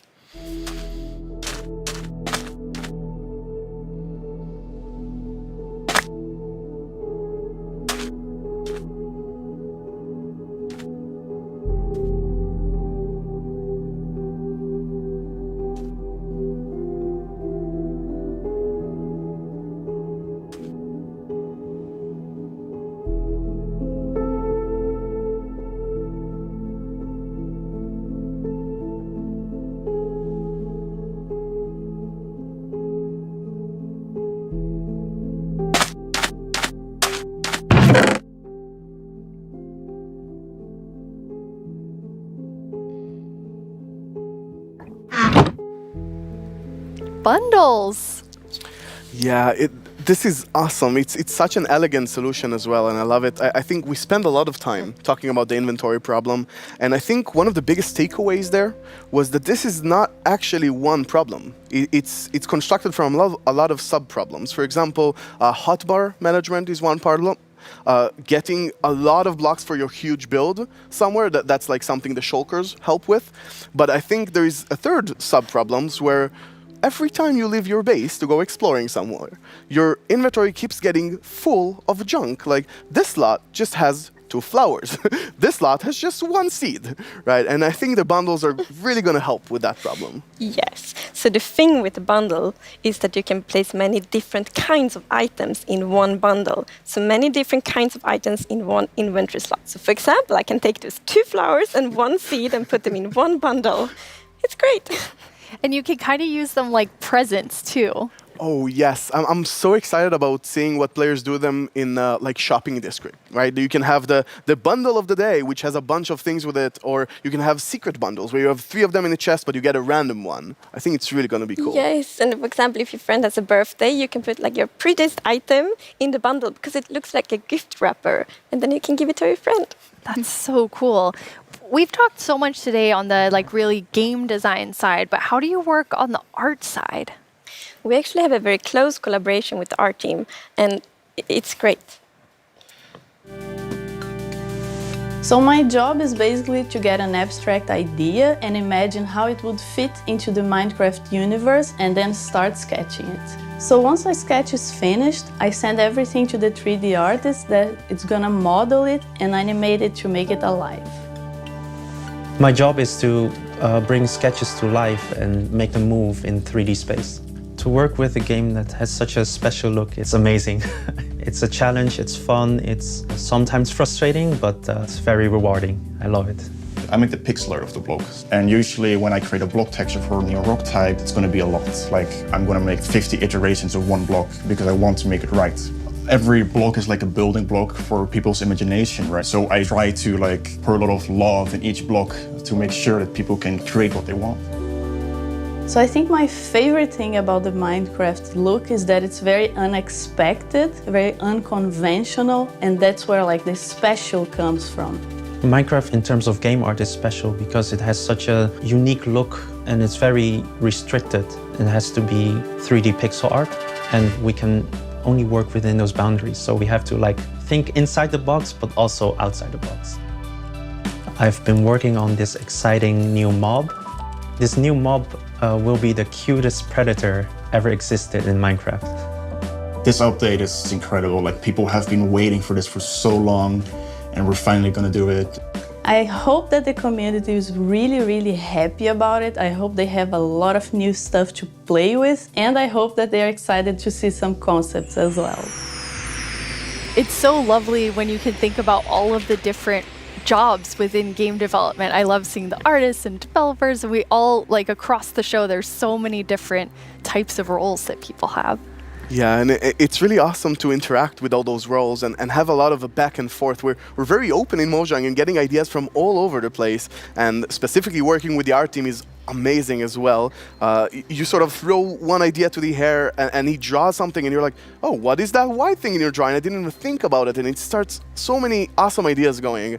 And we even integrate it into our prototype process, and actually I think until I saw those sketches by the art team, I didn't really understand what archaeology in Minecraft even means. Archaeology? Yes, so we're actually adding a new system called the Archeology System. In this system, you're basically going to find these excavation sites all throughout your world. And you can make this new tool called the brush that is going to help you uncover the mysteries of all these dig sites. So you come to one of these ancient structures and you can sort of use the brush to clear away some of the rubble that may have collapsed in those structures. And sometimes you might even find something shiny inside them. But, and this is important, if you are not careful enough, like in real life, you can destroy that artifact. And when that artifact is gone, that artifact and all the secrets it held are gone forever. But if you're careful enough, if you take your time and you're deliberate, you can get some of those hidden artifacts. And for example, here we got a ceramic shard, which is basically how whoever lived here used to tell and pass on their stories. I love the story sides of the archaeology, because we often talk about that we want to deepen the mystery in Minecraft. And when you find these hidden artifacts, you kind of find like connections and hints. And we will never tell the full story, but these will inspire the players to tell their own stories about their own Minecraft worlds. Exactly. I think it's going to be really exciting to see what players do with them. For example, here we see an exhibition that someone built for this, where he can compare all the different clues he finds, right, and try to preserve whatever was down here, and he can compare what we found with whatever new thing, and sort of try to connect the pieces, right? And here we see those pieces connected in a clay pot, actually trying to reconstruct them back. And you can create that however you like. You can create your own stories or try to guess how those pieces used to connect. Yeah. It's also so fun to be very creative with these new pots, because you can put the shards in any way you want. Exactly. And when you're pleased with your creation, you can fire them up and you have your own painted clay pot. Pretty. So, Nir, is this programmer art still? Yeah, the art we're seeing is still work in progress, but I personally like the dragon. I think it's cute. Yeah, it didn't say programmer art isn't pretty. Yeah, you know, the problem is the artists are way too good. Yeah. Right? They just make us look bad. I don't know. Archaeology is amazing. I mean, the excavation site is so incredible. I'm so excited about this. I've spent a lot of time about it, and I actually got to do a lot of awesome conversations with actual archaeologists from all around the world, and it's been, honestly, I sort of feel like I got so passionate about it myself that their passion sort of stuck to me, and it was so amazing to learn more about this, and I'm really excited to see where it goes from here. And you have a dev diary coming out on our YouTube channel where you kind of explore all of the archaeology even more. Yeah, it's honestly really, really exciting. So I had so much fun with this, and I learned so much that I decided that it can't stop with me. So we're going to do a dev diary when we're actually going to talk to those archaeologists. And actually, we might even get to visit some interesting locations. That is amazing. Well, it feels very sad, but we're almost out of time. But we've been hinting at a new mob, like over the course of the show, like 3 or 4 times. So are you going to tell us about it now, yes, please? Now we're going to tell you. It's the cutest predator you will ever meet.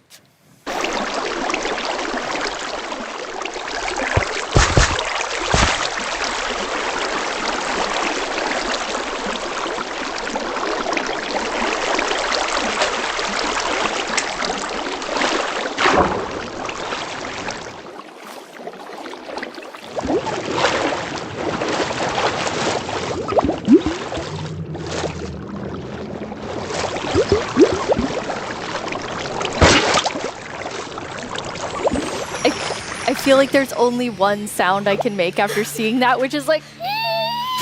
So cute. It's so adorable. The axolotls. How did you decide on axolotls? So, when we add a new mob to Minecraft, we really wanted to have like its own unique character. We wanted to have purpose. And it's also a very good thing if it happens to be ugly cute. And the axolotl is perfect. It has all of these things. Well, I guess on the ugly cuteness, it might be quite a big emphasis on the cute side, but still.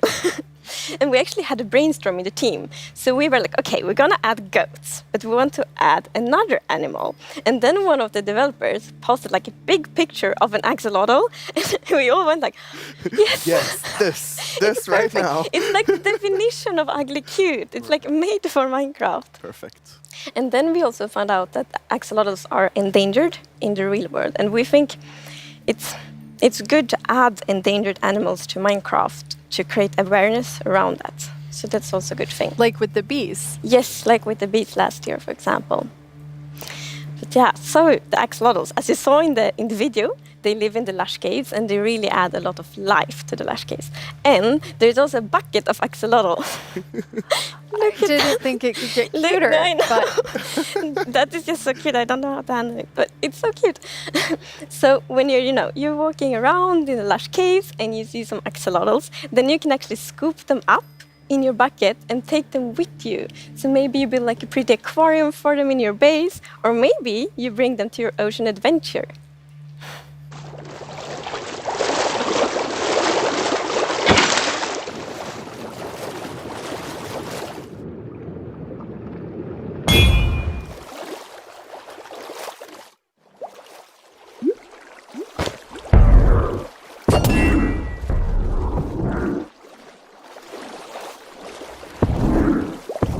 And now I see why you're calling them the cutest predator you'll ever meet. Exactly. So when you scoop them up in a bucket, you can actually create your own axolotl army, basically, and charge into the oceans with them, and they will help you fight various, they'll attack cute fish as well, but they'll help you fight the drowns and the guardians, and they're actually quite useful when fighting guardians because they have this special ability that whenever they take damage, they sort of play dead.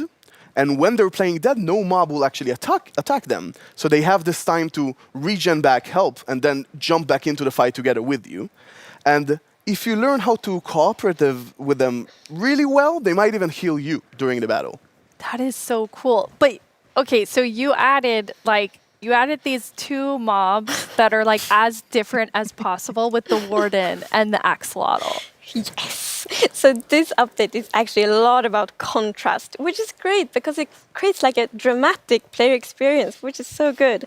So we're like updating the highest heights of Minecraft with the mountains. We're updating like the deepest of the caves. We have this terrifying Warden, the cutest axolotl, and also in the caves, like the Lush Caves are very light and welcoming, and then the deep dark is like super scary and challenging. I guess we can't forget our little goat in there. Oh. It's kind of the in-between. Right. Yeah, we shouldn't forget the goat. I guess it's in between. It is still very cute, but in between. No one can be as cute as the axolotl. No, I don't think so.